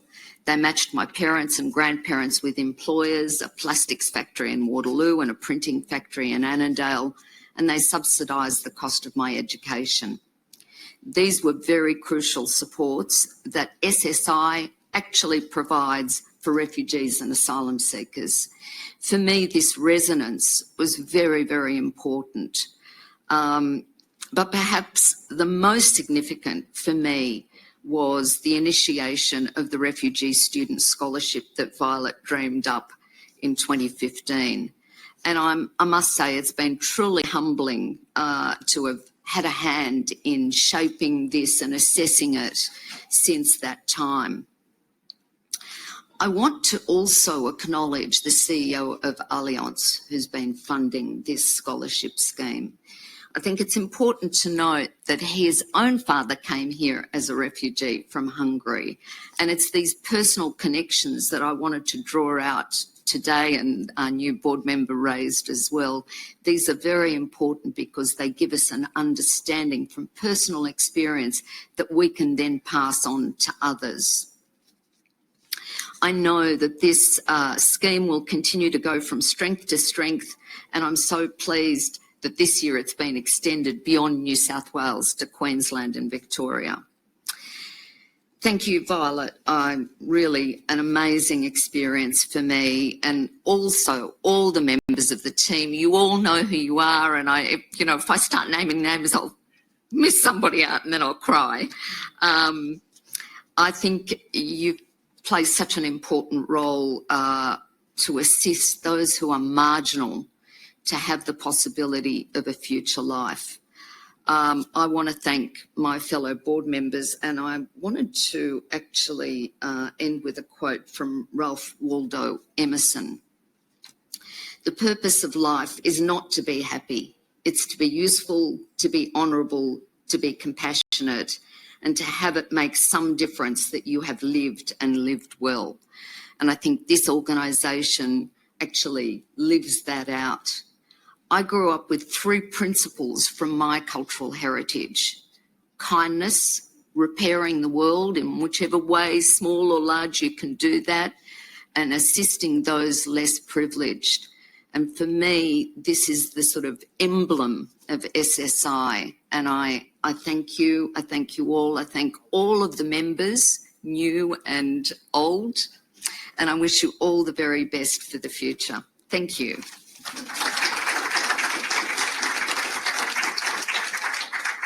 Thank you, Lucy. And I think just hearing Lucy and Elizabeth, to the calibre of the people that SSI attracts, and we're very honoured. We wish you well. So on behalf of SSI and the board, wish everyone a very safe, happy and peaceful end of the year. And look forward to a very exciting 2022. We're going to take a 5-minute break and then come back for our special event. So thank you very much.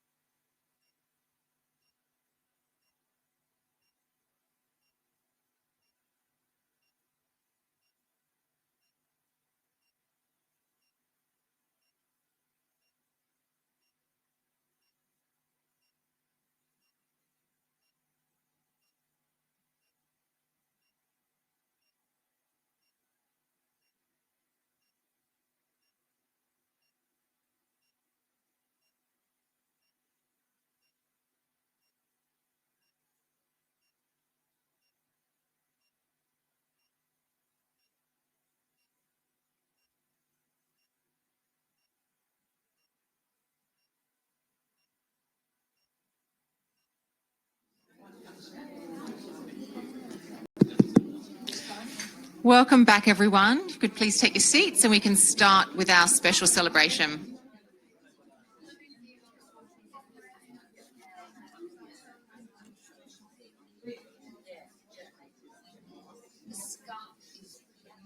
Oh, you might.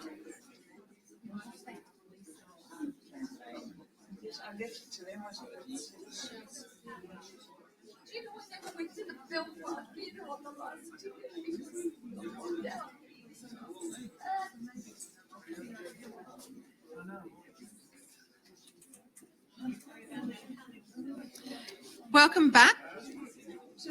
Yep. Just on now.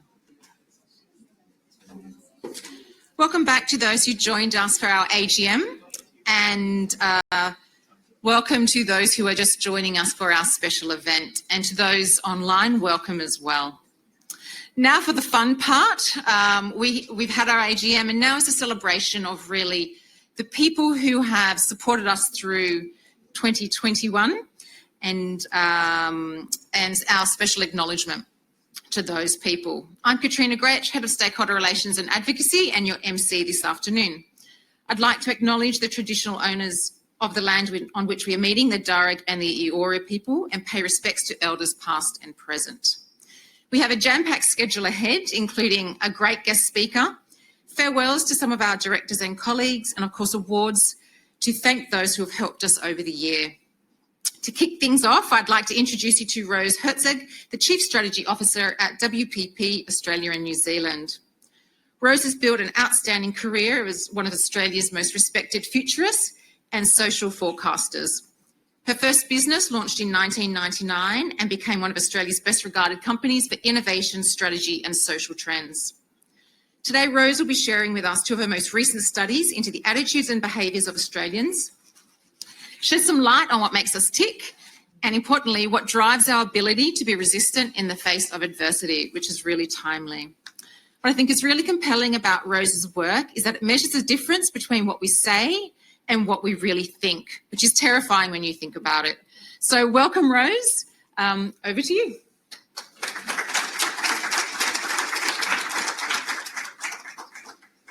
I think I might be a little taller. In the tall stakes, the gentleman down the back running AV said, you might need to tilt that microphone up. I'm like, that might be right. First of all, it's such a pleasure to be here. Your organisation is really a shining light into what this country can do with the richness of its multicultural heritage and the fact that I'm one of those kids. My folks came out to this country in the 1960s from war-torn Yugoslavia, and my brother and sister and I were born here, and they've done an incredible thing in creating a life for themselves and their three kids. And when I listen to some of the earlier speeches and some of the thoughts, it does make me really think about how incredible this country is and how much better it can be as well. So thank you for having me along today. As per the introduction, we are experts in social research, and we do quite a lot of it. In fact, with the Secrets and Lies report, we have done 5 chapters. The chapters that I'll be sharing with you today are about national identity, and the next chapter, called Ageless and Booming, is about how 60 is the new 40. So if there's anybody over the age of 40 in this room, or nearing towards 50 or over 50 or close to the big 60, boy, do I have something for you. So that'll be really interesting. So the research is conducted en masse. We speak to 5,000 Australians every year and 3,000 New Zealanders. I was reminded sharply by the Kiwis that we just cannot bundle them in. They need their own research. So we always make sure that we do that very separately.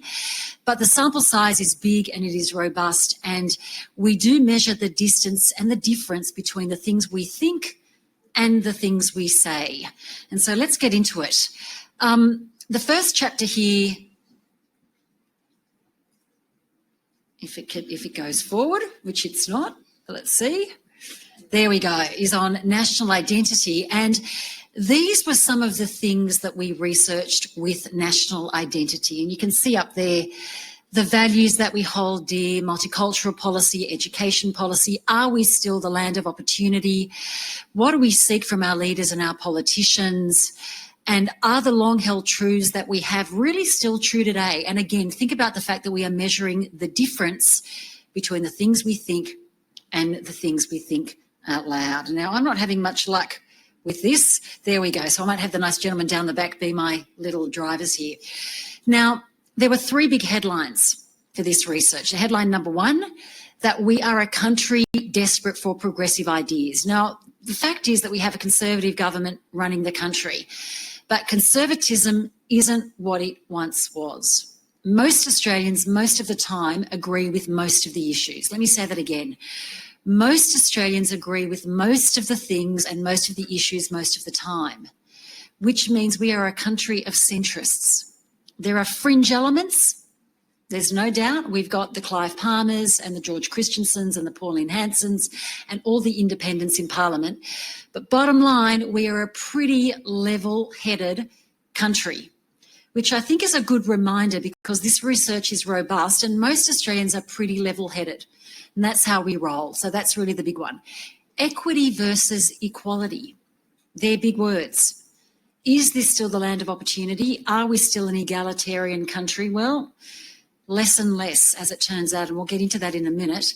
And finally, the one that I really love, a second language, is actually a way of life, and it's how you see the world. Now, it used to be that a second language was really defining in certain ways, but it really defines how you see the world and how you interact. And I'm one of them. The only time that I speak English is at work. And yet my mother speaks English perfectly. She went to school to learn the language, as did my father.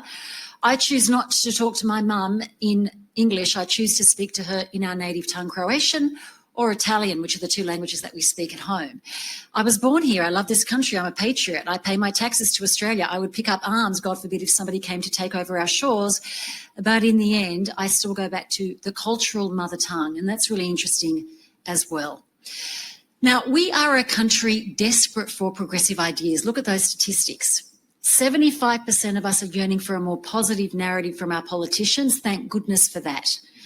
The number 1 question I get is, oh my gosh, Rose, are we going to go down the road of the United States of America? The short answer is no. The US, with all its troubles and turmoils, is now a country split in half. There is no room in the United States for civilised discourse by politicians. The notion that you have to scream your head off in disagreement with your opposition is terrifying to me. I should be able to disagree with any one of you in this room and you with me in a civilised, constructive, tolerant fashion. And the fact that we want this from our politicians is a good sign. 62% say that we have lost our pride a little bit as a nation. Why is that, right? We need to get that pride back. We don't feel represented, and 2/3 of us think that the fringes have hijacked the conversation. And isn't that good? We recognise again that we are a nation of centrists. We are reasonable, tolerant people, a touch cynical, but I think that's the charm of Australia. We have a big BS monitor. We know when someone's telling a lie, and we're pretty good at calling that out. What I love is that 2/3 almost say that the very best thing about this country is its multicultural diversity. How terrific is that? We love it, we're proud of it, and we want our politicians and our policies to shape a far more progressive, technology-driven Australia, and I think that's great as well. I feel like there's a magic to this little clicker here. Now, this is the most interesting thing, education policy. 75% of us say that we need a complete overhaul when it comes to education, and I'm one of them. If I had my way, I would tear it down, all the way from preschool right the way through to year 12. I'd probably take the last 3 years of education, that's years 10, 11 and 12, and turn them into places where you can spend 3 to 4 months in any career of your choice to figure out if you want to be an electrician, a plumber, a doctor, a lawyer, an accountant, a social worker, and the only way is to get your hands dirty. I would rip it up. The Gonski report was one reform. We need to go a lot further. Stage versus age learning, like in the Nordic countries, where your age is irrelevant and the stage of your learning is what's taken into account. I think there's so much that can be done. I think we are lagging behind. We have an agrarian education system in a technology world. And if you go back to when you were a little kid, and if you've got little kids in this room or teenagers, barely the education system has changed at all. I went back the other day to talk to my old school, both my primary school and my high school, and I was stunned at how little had changed in the curriculum. Stunned. And I'm a grown woman in my 40s. I was like, if this is as good as we've got, we need to do better. So that's obviously a big issue. Equity versus equality. We want equal access to opportunity for everyone, but the truth is that equality is a myth. Not the least of which is if you're somebody like me who was born into a terrific family with really wonderful parents who wanted the very best for their kids, I'm already 10 steps ahead of the other kids that I was born into the neighbourhood with. We grew up in the western suburbs of St Mary's. Youth unemployment to this day is still 30%. The girls that we lived next door to were pregnant by 14 and 15. The boy that I took to my Year 12 formal ended up in jail on a murder rap. That is where I grew up, all stripes. And yet I got a scholarship to Harvard and I left that and went to a different direction. The bottom line is that I got lucky because I got incredible parents who were in intact marriage who really were really understanding of what this country could give their kids, which is why they came in the first place, versus somebody else who has not been given the privilege that I've been given. Nobody is equal. It all depends on where you come from. And so this is one of those ones that we really struggle with. 75% say that the gap between rich and poor is widening, and you need look no further than housing affordability in this country. The kids that work at the company that I work at, WPP, our average age is 26.7 years, our average age. We've got 3,751 people working for us. Those kids, unless they've got really wealthy mums and dads who are really generous, they're not getting into the property market in Sydney or Melbourne. I was talking to one kid the other day, he's 28, just got married. He said, Rose, we need like $300,000 for a deposit for the home area that we want to live in. 300,000. He goes, I'll be 150 by the time we scrape that together. Put together having a few kids, paying your taxes, having a somewhat decent, living and a decent quality of living. There's no way that you're going to be able to scrape together $300,000 for a deposit. So all of these things you can see really being played out in the world in which we live. And I'll just hit on the highlights. This is a really great comment. If you take a close look at the most successful or financially comfortable, they didn't inherit it, they worked bloody hard for it. They didn't take flash holidays. There is still a sense in this country that there is a bit of a disconnect with younger generations, certainly the millennials and younger, who kind of think that this kind of success is pretty easy. You talk to anybody in their 60s and 70s in this country who's doing okay, who maybe has a couple of investment properties in their own home, they worked very hard for it. We kind of forget that most Aussies who do well come from small business, most migrants who do well. My dad was one of them. He owned a construction business. He employed a couple of hundred people. He had to be self-employed because he had no skills, very little education, no degree. And as most people that come from Eastern Europe, was a builder and did very well for himself, in fact, did very well for himself. But I remember him leaving the home at 4 a.m. every morning and coming home covered in concrete at 6 p.m. every night and still had the energy to read stories to us and put us to bed and tuck us in. So I think there's a little disconnect between anyone under the age of 35 about just how hard and how much work it takes to be okay or be comfortable. And we're certainly seeing that in a lot of the research. A second language is another way of looking at the world and at brands. Now, your birthplace, and this is the lie, that your birthplace shapes your values. It's really whether or not you speak another language at home, and it's your predominant language. And I think that is really interesting. The way that I identify as an Aussie kid born in Australia is quite different based on the languages that I speak. I think in two languages, I translate in my head, and that is true for most immigrants who speak another language. And yet somehow businesses and government and brand don't get that. They think it's enough to just translate an ad in another language. The COVID-19, let's just translate it, not understanding the cultural issues that go with all of that. Much deeper, it's much richer, and still, unfortunately, there's a one-dimensional approach to a lot of these, which is a real shame. Now, just very quickly, just how should the private sector and organisations like SSI and government actually, what do you do with this information? Well, I would argue that if we are a country screaming out for progressive ideas, how can Settlement Services International do something about this? And these are some of the ideas that I am talking about. We are looking and wanting things to be really different. And the one example that I use is customising your flight. Now, I'm Qantas right now. I'm trying to get back in the air post-COVID. Why is it that still on every plane, you cannot mix and match what you buy? Let's assume that you can only afford the economy seat, but you love plain food. Why can't you order a first-class meal and have them take it bound back to you at seat 157,000 down the back of the plane? So we are constantly working with businesses and organisations to say, how can we be more progressive? What can we do? What are the ideas? 1 in 3 home loans is now taken out by people who are in a platonic relationship. They're not in a romantic relationship. They're just mates who kind of go, well, we better pool our money and resources to get into the home market. Getting a loan like that is still really, really hard. It's really complicated. It's okay if you're married or in a de facto relationship or your family, that kind of thing. But if you're just 2 people together, it's much trickier. Why? That is the new way that we're going to be buying property. So we're screaming out for progressive ideas. Equity versus equality is a tricky one because promoting excellence in Australia in a country that's nervous about elitism has always been tricky. How much is too much? How much should we want? How ambitious should we be? Now, I don't think ambition is a dirty word, but we still live in a place where we need to make sure that we don't leave people behind.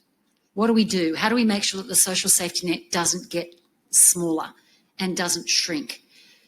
Progression is good for all of us. Giving people opportunities is good, but there are some people who need our help the most. And how do we make sure that we don't castigate them and make them feel like outcasts because they don't have what the rest of us can have? This is a really tricky one, and I have no real answers. But the one answer that I kind of like is creating what I call a turmoil unit inside every organisation, including this one. The only time that this country seems to act is when its back's against the wall. Think about what happened with the Treasurer and Josh Frydenberg through COVID.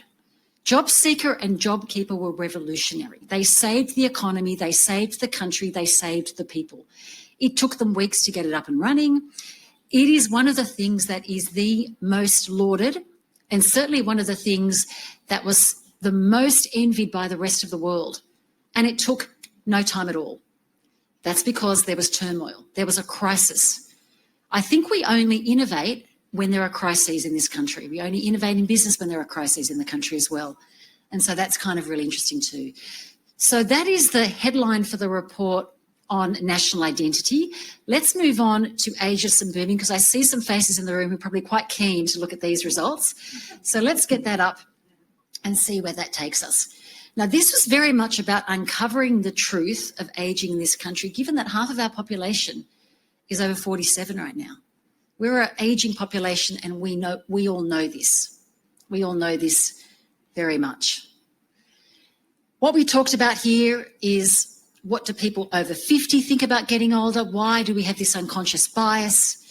Why is this audience invisible and ignored, given they've got all the money, all the power, and they are the bulk of the population? And that's what's the most interesting in this particular research. So here is just the raw facts and the data. 27% of the population, 50% of our private wealth, 46% of the disposable income is held by this generation, which I think, again, is really interesting. They're buying 64% of all cars, 50% of all alcohol, and 55% of all travel. And they're getting bigger. And between now, this number is expected to double by 2050. And yet you would never see them really reflected very much in marketing or in advertising. 94% of this age group, which is many of you in this room, say in the research that they dislike the way that organisations and brands represent them and communicate with them. Only 2% of all marketing budgets are going towards this demographic. 2%. It's crazy, right? So often when you look at ads, everyone in the ad looks mysteriously like they're 25 or 30. Everyone that's going to uni is 18 or 25. Everyone that gets on a plane is 18. Everyone that buys skincare is 18. So we are certainly seeing that this generation isn't represented. These are the headlines. The grey divide, still breaking the rules, and 50 isn't 80. What happens in targeting and marketing generally, even by the federal government, is they just throw you in a bucket, 50 plus. I have 50-year-old friends who have 3-year-olds. They got married in their late 40s. They've got little kids. They ain't retiring anytime soon. And yet they are thrown in the same bucket as somebody at 80 who's having a hip replacement. Really unusual, really unfair, really wrong. So let's look at the grey divide as the research headline number 1. 69% say that age has never been less relevant. 78% feel much younger than their age. 61% living their best years. And 78% say that 60 is the new 40. And I think that's the killer number right there. George Clooney, Sandra Bullock, Jennifer Aniston. Yes, they're Hollywood stars, but they're all in their 50s and 60s, and they don't look like a generation ago of what I remember my grandmother looking like. They've never been in better shape. They've never been in better care. They've taken great care of themselves. They're exercising. They're eating well. They're not drinking. They are living long and well, and yet none of that is represented. And none of the people that we talk to say, I just don't know where the time went. I might be 65. I feel 40. I'm living like I'm 40. I'm in a new relationship. I'm doing yoga or Pilates. And yet every ad that I see is someone walking down the beach or doing gardening or lawn bowling, which I'm sure there might be people in the room who garden quite a bit and do lawn bowling, but it's not all they do. It's been the best time in my life. My wife and I both still work. We travel. We spoil the grandkids when we choose to see them. That was the comment that I loved, this notion that the minute you get to a certain age, you are free babysitting for your kids. We had hundreds and hundreds of people in this demographic saying, I don't know why my son and daughter just think that all I've got to do is look after the grandkids and I have nothing else in my life. I love my grandkids. I want to spoil my grandkids, but you know what? I'm not a free service. I raised you. You now need to raise your own. That comes with the bargain when you have kids. I thought that was really interesting. And this absolute disagreement that somehow that is all grandparents want to do is be with their grandkids. I found that a really interesting comment. Headline number 2, they are still breaking the rules. If you're in this demographic, you are the Woodstock, anti-Vietnam, sex, drugs and rock and roll generation, and why should it be any different? We went out to research one group of women in their mid to late 50s, and we walked in and they were all a little bit funny. And I'm like, well, you know, this was the time that we agreed to come and interview. Oh, yes, we just had a little bit of marijuana and we're having a good time. Okay, then, would you like me to come back? No, you know. And then they reminded me, and we had this in hundreds of comments, this is a generation that have tried a lot of things, right? These are the generations that have tried a lot of things. And I make no judgment for better or worse, but this is the truth of this generation, still breaking the rules. Divorce rates for this generation have doubled in the last 20 years. More than half of women are out there on the scene. A third are doing startups. And 73% say that they neither look or act like their stereotype. Now, that was the most interesting thing we found. 1 in 3 startups in this country is started by somebody over the age of 55, and yet every advert shows some kid in low-slung jeans on a skateboard on a concrete floor looking like he's starting another Facebook. 1 in 3 is with an entirely different generation. This generation is back on the dating scene. They're getting remarried. They're having second or blended families. They are back at university studying their dream. We had so many comments, hundreds in fact, saying, I had to be an accountant or a lawyer because it's what my parents told me to do. But now that I've paid off the mortgage, I'm going back to uni and I'm going to finally study what I want to be and the thing that I really love. We had hundreds of these comments. So they're still breaking the rules. What excites me about my current lifestyle is that I've completely reinvented myself. We had that comment all the time. So it's a much more positive take than what is reflected in the media. And finally, this is not one homogenous group. This is the thing that really got our sample crazy. The 5,000 people that we interviewed said, I don't understand, like something like I fall off a cliff when I hit 50. There's really nice fashion clothes, and then there's the 50-plus category over there, the Hessian bag stuff, which I'd never in a million years buy or wear. 30 years is such a big demographic, as I've said. Some people are just starting out in life, having a family, doing what they're doing, absolutely young at heart, and yet they're lumped in with everybody in that category. And it's very disappointing and very annoying to the demographic. And good companies and good marketers listen to this message. And finally, this lovely quote, I'm happy that I'm not as conscious about how I look. I don't care what people think. For the first time I have my life, I have my own money. I've got a new partner after being married for 26 years. And I think the story here is how we reflect and speak to this generation is critical. No matter the organisation you're in, including your own, for a lot of Australians, they are finally getting the life they want in their 50s and 60s. It may have taken them a while to get there, but they're late bloomers in the best possible sense. In the best possible sense. The 6 tips that I want to leave you with for all of us to be really mindful of for this particular generation is if you have data in the organisation, and in this organisation, no doubt you are dealing with people in this age group all the time, get forensic, know the numbers, know the data. When you look into the data of new enrolments at Sydney University, New South Wales University, you'd be amazed at how many people are in their 50s enrolling. Connect for real. Just talking to hundreds or dozens or even 5 people in the demographic will set you straight. Differentiate between 50 and 80. Invent new ideas because these guys are trying and sampling new things. Recognise the changes that they are going through in their life, in their relationships, with their education, with their children. And finally, modelling diversity. I'm very heartened to see a number of people in this room who aren't 15 years old. I think that's great. I think in every organisation we need a real spread of ages, and certainly this generation is no different. We need to see them represented too. And my final thought, before we maybe throw it open to a couple of questions, because I think that's where I'll leave it today, is that in the Secrets and Lies research, what we find is that things are very rarely what they appear to be. The things we say out loud and the things we really think are incredibly different. And when you sit down and talk to thousands of people and you get them to do research and fill in questionnaires and really get to the root of what they're thinking, the distance is huge. It's interesting to me in the political spectrum, the fringes hijack the conversation. When you sit down to talk to the average everyday Australian, they're in the middle of that spectrum. They are centrist in the best possible sense. When you sit down and talk to somebody who is 55 or 65, they feel pretty great about their life. And yet they're being told that they're being put out to pasture by corporate Australia or by the government or by other organisations. Neither of those things is true. And so I think, just to leave you with one thought, what we think and what we say out loud, there's a big distance. It's always good to look beneath the surface and scratch the underbelly. Everybody, thank you so much for listening.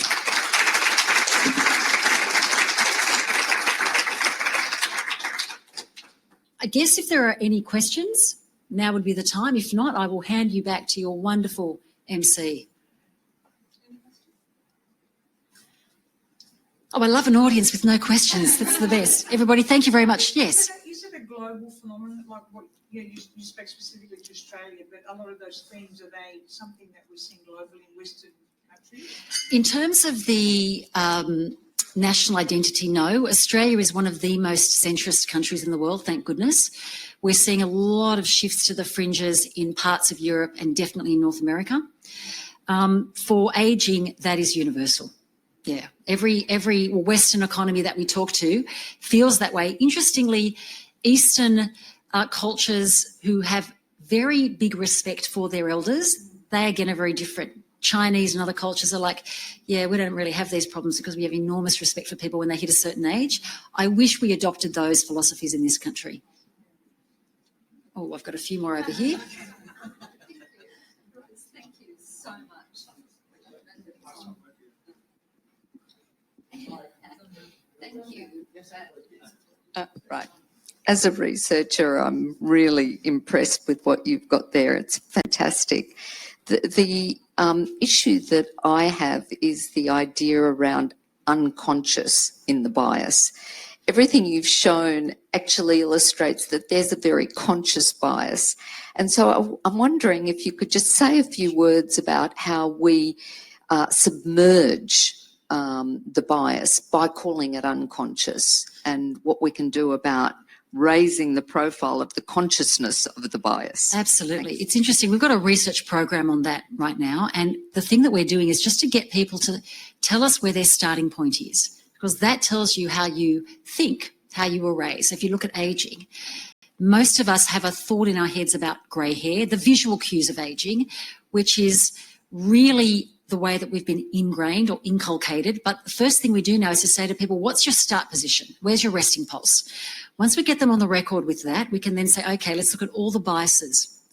I often think that we never ask people where their starting point is. And we assume, and if we can just get that on the table, which is factual from their point of view, how they see the world, you can start to address a lot of those biases. So that's the starting point for us. It's working actually as an organisation as well. Thank you. Fantastic presentation. I think as someone who is involved in research, I think this is one of the best ones I've seen in about Australia, because I'm a strength-based practitioner. And every time we listen to a lot of research, it's about how gloom and doom it is, how bad we are, how horrible things are, etc. I think this really shows, what real Australia is, what we are, and it shows a very, very positive light. Do you think there's, how a research is conducted, like you're almost driving the outcome? Because this is what I see real on a day-to-day basis. Every day that I've seen is what is reflected here. But most research, you'd find that how bad things are. So can you comment on that? Yeah, so we obviously, with everything, we make sure that we have an exact identikit of the country. So we have a statistically relevant sample. So representative of migrant groups, obviously all socioeconomics, a real cross-section, regional, national, country. So obviously we have 75% of Australia is regional, is metro. Another 15% is regional, and the final percentage is in our countries. We've just made sure that we've talked to literally exactly as the ABS says the country is. And what we have found is a kind of questionnaire that just gets them talking. We just get them talking and we follow them. So it's observational. Then it's obviously followed up with a very extensive questionnaire, but we just watch them. And when people say things, that's who they really are. Often person being observed changes their behaviour, but we've sent hundreds of our researchers out into the field. We just go and hang with them for a day. What do they do? Where do they go? What do they say? What do they think? How do they feel? Which is a very different type of research, I think, real ethnographic research, proper research. I'm also amazed at how we have a way of painting this country as being really negative. There's probably no place you'd want to be than here through the last 2 years for several reasons. The economic support, the way that we've handled it hasn't been perfect by any stretch, but in the end, if you look at the world, we're a pretty good country. I think we forget that because I think we are spoilt. We're like spoilt children who have too much chocolate and want more, but there's a line. And I think we need to be reminded of just how fortunate we are in this part of the world. Yeah.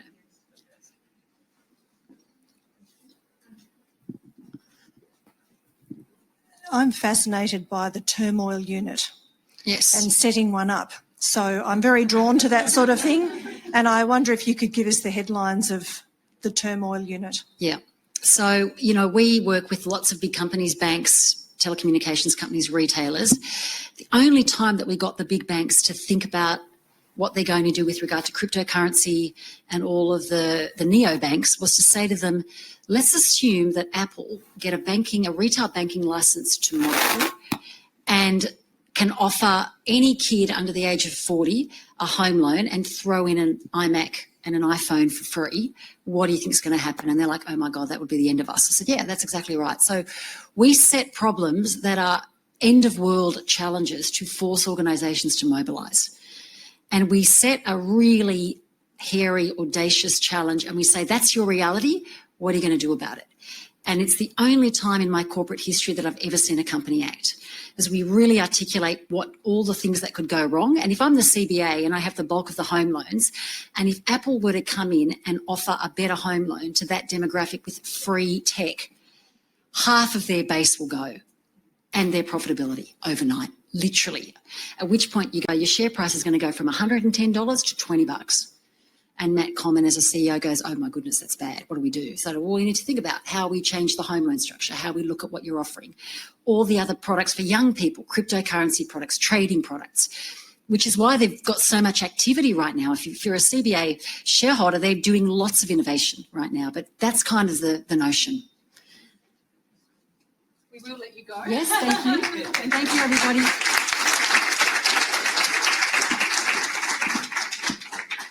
Thank you so much, Red. We would keep you all day, I'm sure, but we know you need to get away. A couple of people have asked me for the slides already. If you go to the website WPP Australia and New Zealand and search Secrets and Lies, it's all there. So there's lots of more reading that you can all do. I'd now like to invite Violet back to the lectern to say a few words and present our Outstanding Contribution Awards and a new award that we've created just for this year, or to go on from this year, the Helping Hands Award. Thank you, Violet. Thank you.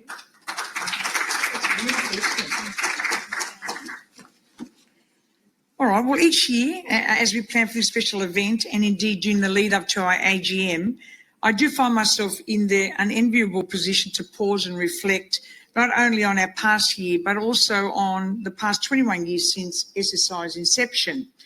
And I often think back to our little office in Holden Street, for those of you who might remember that, in Ashfield in the year 2000, the handful of staff we had back then, some of whom still work with us today, were keenly focused on what was heralded at the time as a vision of migration, the Galbally Report of the late 1970s.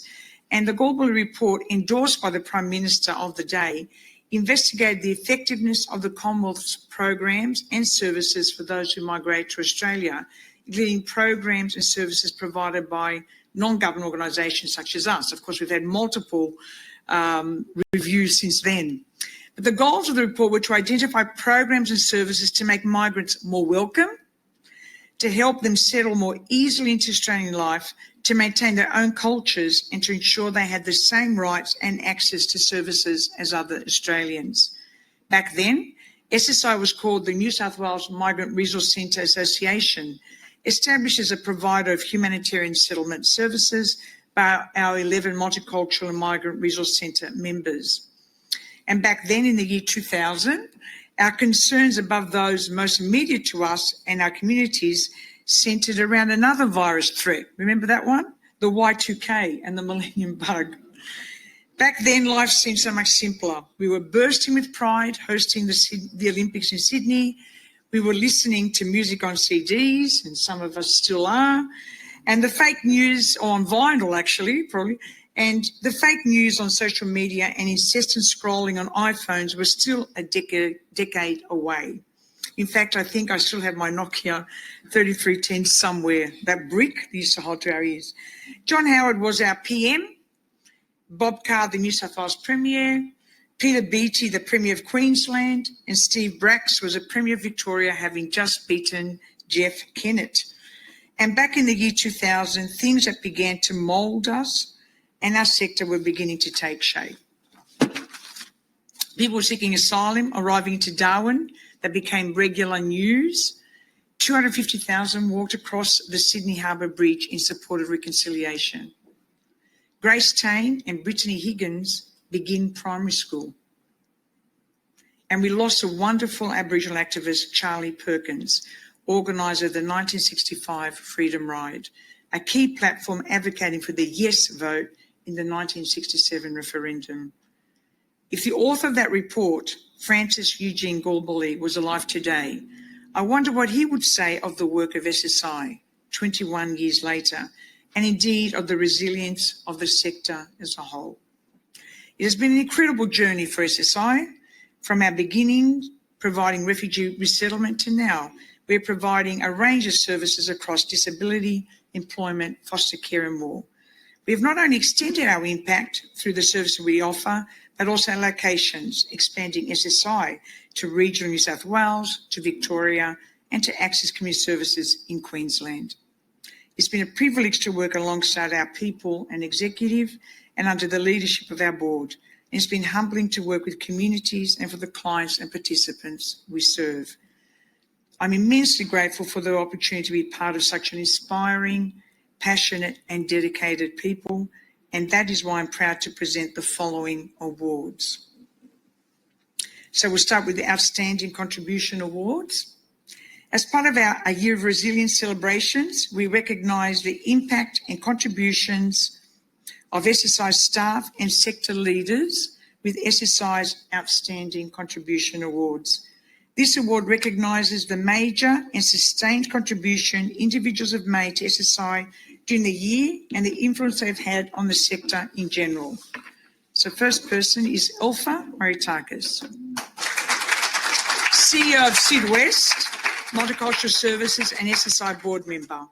Elfa has been a prominent champion for Western Sydney during the COVID lockdown crisis. In addition to leading Syd West care and delivery of services to suffering communities, she had advocated powerfully for community leaders and multicultural organisations to have regular seats at the table, using their expert knowledge of multicultural communities and deep community connections to address the needs of affected LGAs. And a few people weren't happy about that, but Elfa kept her voice loud and it was very important. So.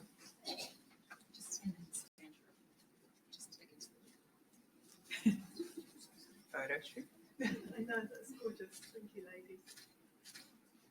Congratulations. Would you like to say a few words? Thank you. I would like to say that I feel privileged. I feel very humbled and honoured by this award. I just simply believe that from the positions that we hold, we have a responsibility to keep echoing the voices of the communities that we serve, and this is exactly what we did. As you said, Violet, yes, it wasn't pleasant by some, but this is what we do. And I think that in order to do that and for these voices to be heard and have an impact, we just need to keep collaborating. So here is to another year of great, meaningful, authentic and very strong collaboration. Thank you very much. And our next recipient is Lin Hua Zen, who's a remedial massage therapist.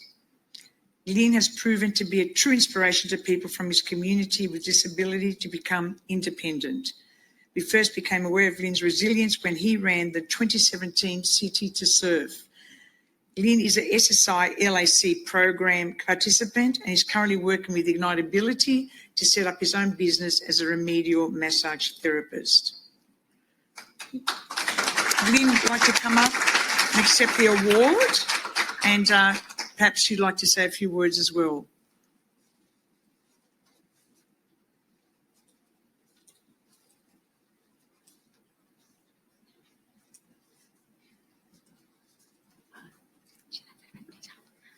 要让我讲是吗？对，这个在这里。你说，我很高兴来参加这个年会。I'm very happy to attend these events today. 上呢，可能我先简单说一下，我是一个6年前失明的一个人，然后呢，多年接受 SSI 的工作人员的帮助，所以呢，我现在呢是完全从失明当中走出来了。I simply introduce myself. I've been disabled for 5 years and slowly taking help from SSI. And then currently, I think I'm already get out of my disability, the things, the mode. 2年前呢，我就很想来到 SSI 的，跟所有的工作人员表示感谢，因为是一个叫 SSI 的一个厉女士，他们的小组也从我的残疾朋友，就是帮助我很多的残疾人，所以呢，我是来表示感谢的。但是呢 ，SSI 的是来给我授奖的，我还是很开心。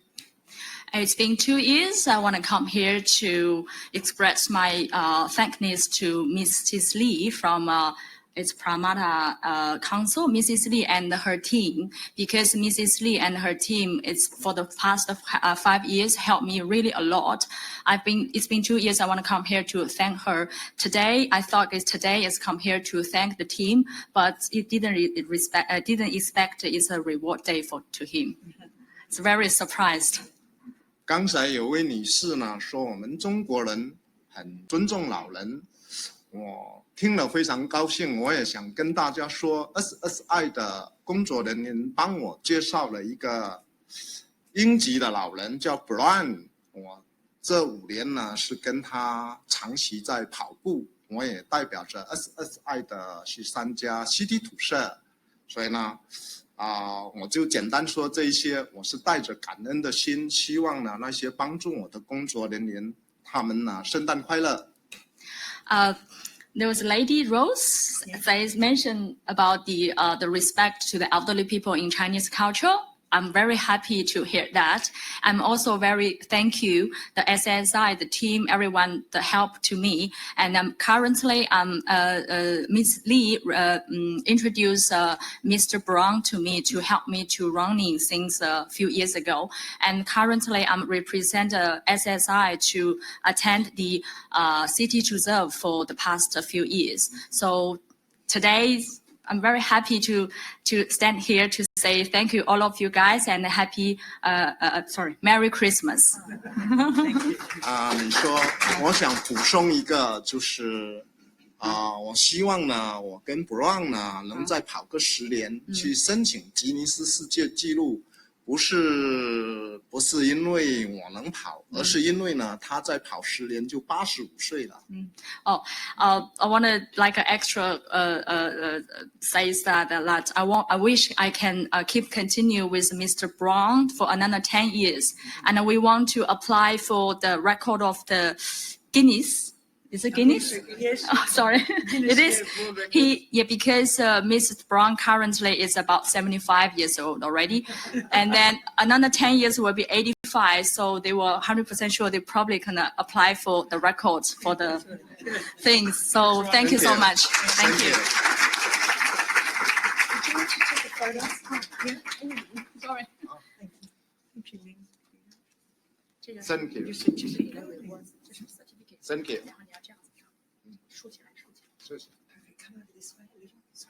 要拍照吗？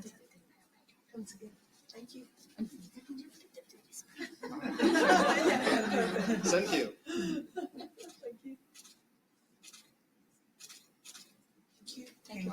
Thank you.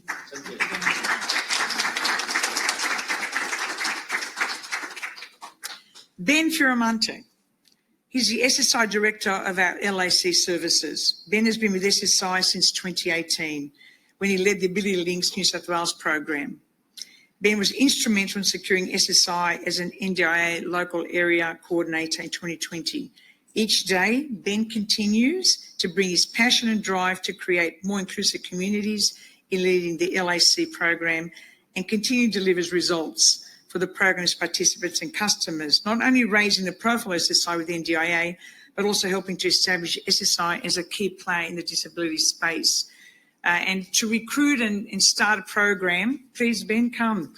All remotely, to recruit 230 staff, orient, induct, and to have the respect of NDIA, which is not an easy thing to do, is leadership. Of course, it's a team, but I do want to acknowledge your outstanding work, Ben. So thank you very much.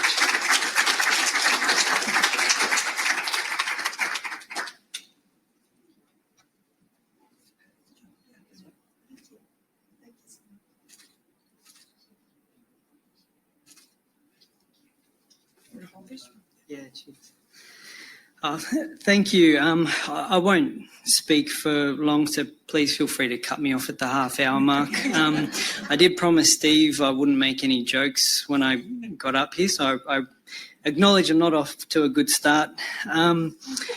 Look, thank you. Thank you to Violet, and thank you to SSI for this acknowledgement and recognition. Look, I'm honoured to be receiving this award. Look, everything that we do as a team.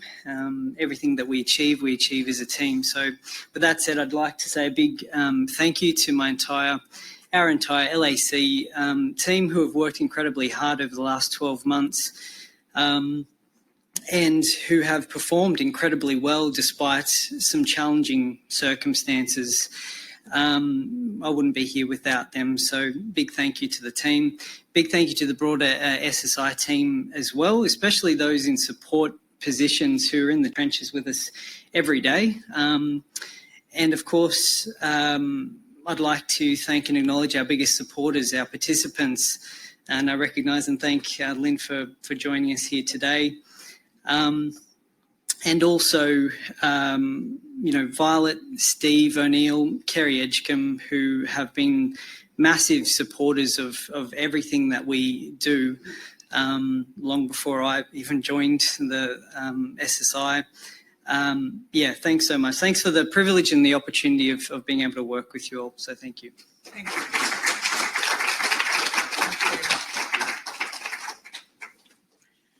And the final from me, I think, is it? Yes, I think so. Just checking one. Yes, Amitabh Rajuria. So Amitabh couldn't be here today. We've tired him out so much. He's gone on leave. He's not coming back till next year. Oh, okay. Well, that'd be lovely. So SSI Program Manager of the HSP program deserves a very special thank you. The tireless efforts of Amitabh and the amazing staff across SSI, and of course with the wonderful Your Mum's leadership, worked around the clock to care for hundreds of Afghan evacuees, arriving with only the clothes on their backs. Amitabh supported his team to help clothe, feed and accommodate the newcomers from their first steps on Australian soil. With Amitabh's competent leadership, the HSP team's dedication and generosity ensures the Afghan families are settling into their new homes and on their journey to creating safer lives. So I'm not sure if Amitabh is listening, but as I said, it's been an extraordinary journey, and his leadership and resilience really does deserve this special recognition. I think that's it. Thank you, Amitabh. On the Helping Hands, is that me? Oh, yes, Helping Hands. I thought Elizabeth was going to have the joy of that. All right. And this is Alan's wonderful idea, so thank you, Alan. As part of our A Year of Resilience celebrations, we celebrate outstanding and exemplary service to our community with SSI's new Helping Hands Award. That's beautiful. We're delighted to present this inaugural award to Roxana Martinez. Roxana has demonstrated extraordinary care and commitment to providing support for a child within SSI's Multicultural Child and Family Program. This award recognises the sustained contribution Roxana makes to the vision of the program to keep children and young people safe, connected to family, community and culture. We're thrilled to see Roxana's family with her on this special day too. So please come in and bring your daughter and your granddaughter. Thank you very much.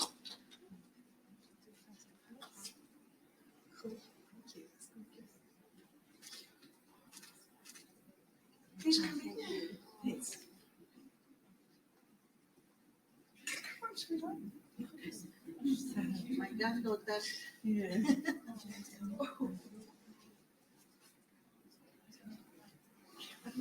Listen, come on here. My goodness. Thank you. Do you want the certificate first?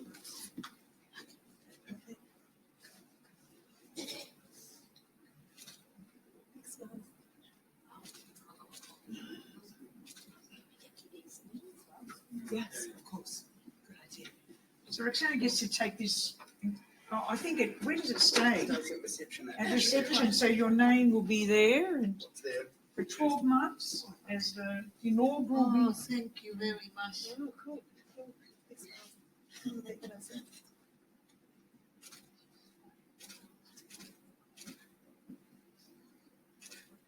Thank you. Thank you.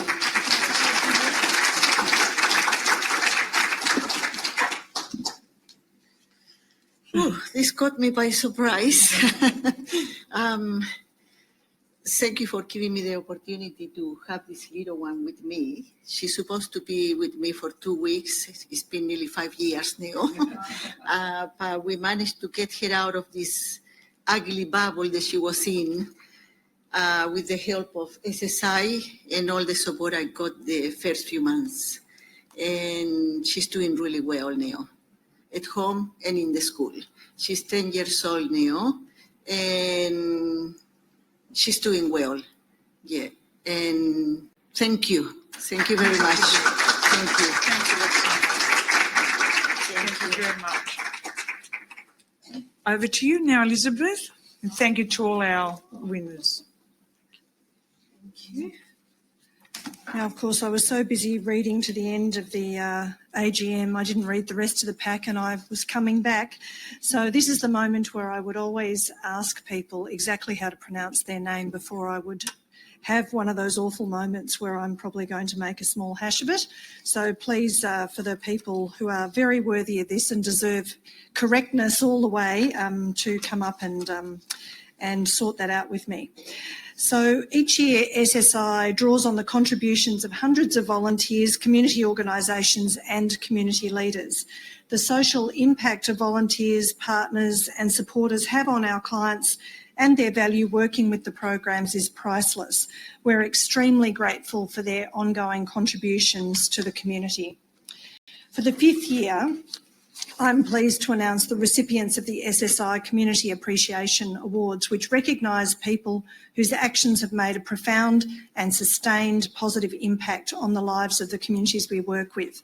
We're very honoured to have most of the recipients join us online today.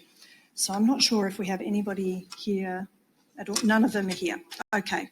So the first person is I Mon, a community leader, Myanmar Friendship Association of Queensland. IMON has had a profound and sustained impact in the community by collaborating with the other Myanmar community leaders and actively working with community support organisations, including Logan City Council, Access Community Services and the local government. Her volunteering work supports community members from different Myanmar ethnic backgrounds to unite, whilst at the same time encourages them to actively participate in mainstream programs. So we're not going to be able to see any of them, I guess. Sing That Mun, bilingual guide and domestic and family violence social responder in Coffs Harbour. Singh is inspiring to many of SSI's Burmese clients, is currently studying Certificate 4 in Aged Care and is a qualified interpreter via Multicultural New South Wales. Singh has lived experience as a refugee and arrived in Australia in 2011. A leader in the local youth group, Singh represents the Hakachin Church in Coffs Harbour and provides many opportunities for connection for her community to gain a deeper understanding of Australian culture and services.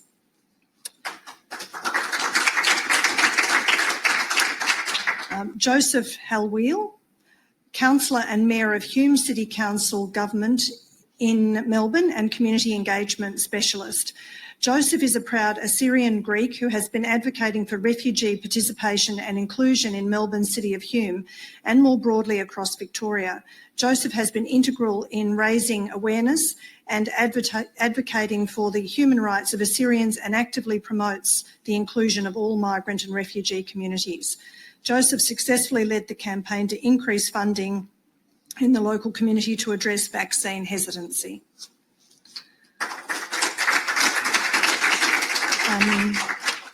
Nick Hatzoglu, Head of Diversity and Inclusion Football Victoria. Nick is a champion of equality for all races, nationalities and ethnicity, using his work to further Australia's social cohesion, inclusion, understanding of minorities and principles of human dignity and equal rights. Nick has worked with sporting clubs and schools to promote cultural awareness training and anti-racism programs, setting the gold standard for diversity and inclusion across numerous sporting codes in Victoria.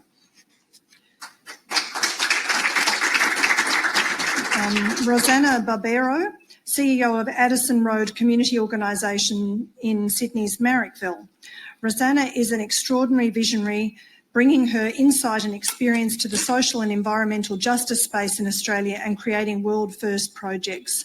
Her fearlessness and ingenuity saw the development of the emergency food relief program that provided food for the most vulnerable during the pandemic.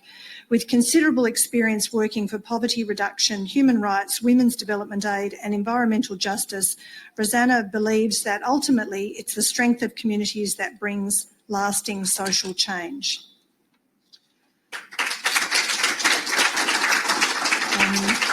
Zaki Haidari, Afghan community leader and Jesuit refugee service employment support worker. Zaki is a human rights advocate for people seeking Australia's protection, is a Refugee Advice and Casework Service Ambassador, and in 2020, Australian Human Rights Commission Rights Hero. Zaki shares his family's experience of threatened persecution as Hazara community members escaping Taliban rule and uses his lived experience to assist people seeking asylum and refugees to find work. Leanne Phillips, CEO of Healing to Employment and founder and managing director of the Sanctuary of Embracing Difference and Oasis of Inner Light in Brisbane. Leanne has dedicated her career to working with Aboriginal and Torres Strait Islander people. Her ability to build confidence in women who have experienced trauma, domestic violence or been impacted by mental health issues is second to none. She creates authentic social circles of trust and connection through skill sharing. Leanne has invested her time and efforts to support the program at the Access Multicultural Support Club, and with her ongoing support and partnerships helps Access to create a safe space for all women. And finally, Sajeda Bahadurumia.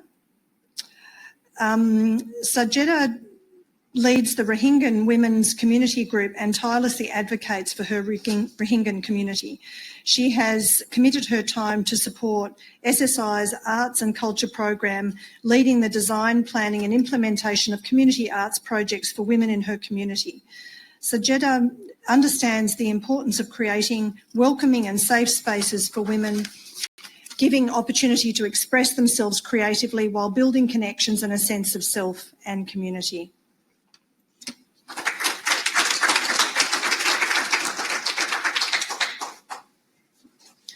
Thank you, Elizabeth, and what a wonderful illustration of the people who help SSI make such a positive impact in our communities. So we're wrapping it up. I hope everyone has enjoyed our special event and our celebration of the people who make us who we are, and perhaps learned a little bit more about SSI and our supporters. All that's left for me to do is invite Elizabeth back to the lectern to close proceedings. Thanks. Well, and you've had enough of me by now, and it's time for us to eat, which is always the great part of the proceedings. So I am here to officially close the meeting. So again, I think we've done a lot of thanks. So although I'm here to thank the board, the members and special guests, that, you know, I hope by now you all feel well thanked, both those in person and those online. I do want to officially now thank Violet in her work as CEO, because it has been an extraordinary year, one of great success, and it's also been a great event, as you can see, and credit as usual to her leadership and her ongoing contribution. So thanks to Violet. Thank you, everybody. Thank you, Elizabeth. So that closes our event. I'd like to say goodbye to the people online as we log off on the portal. For those still in the room, please join us outside for some light lunch. The food is provided by Waleed Elzabar, a small Ignite Small Business Startup graduate. He's going to say a few words outside to us about the menu and his journey. Thank you very much.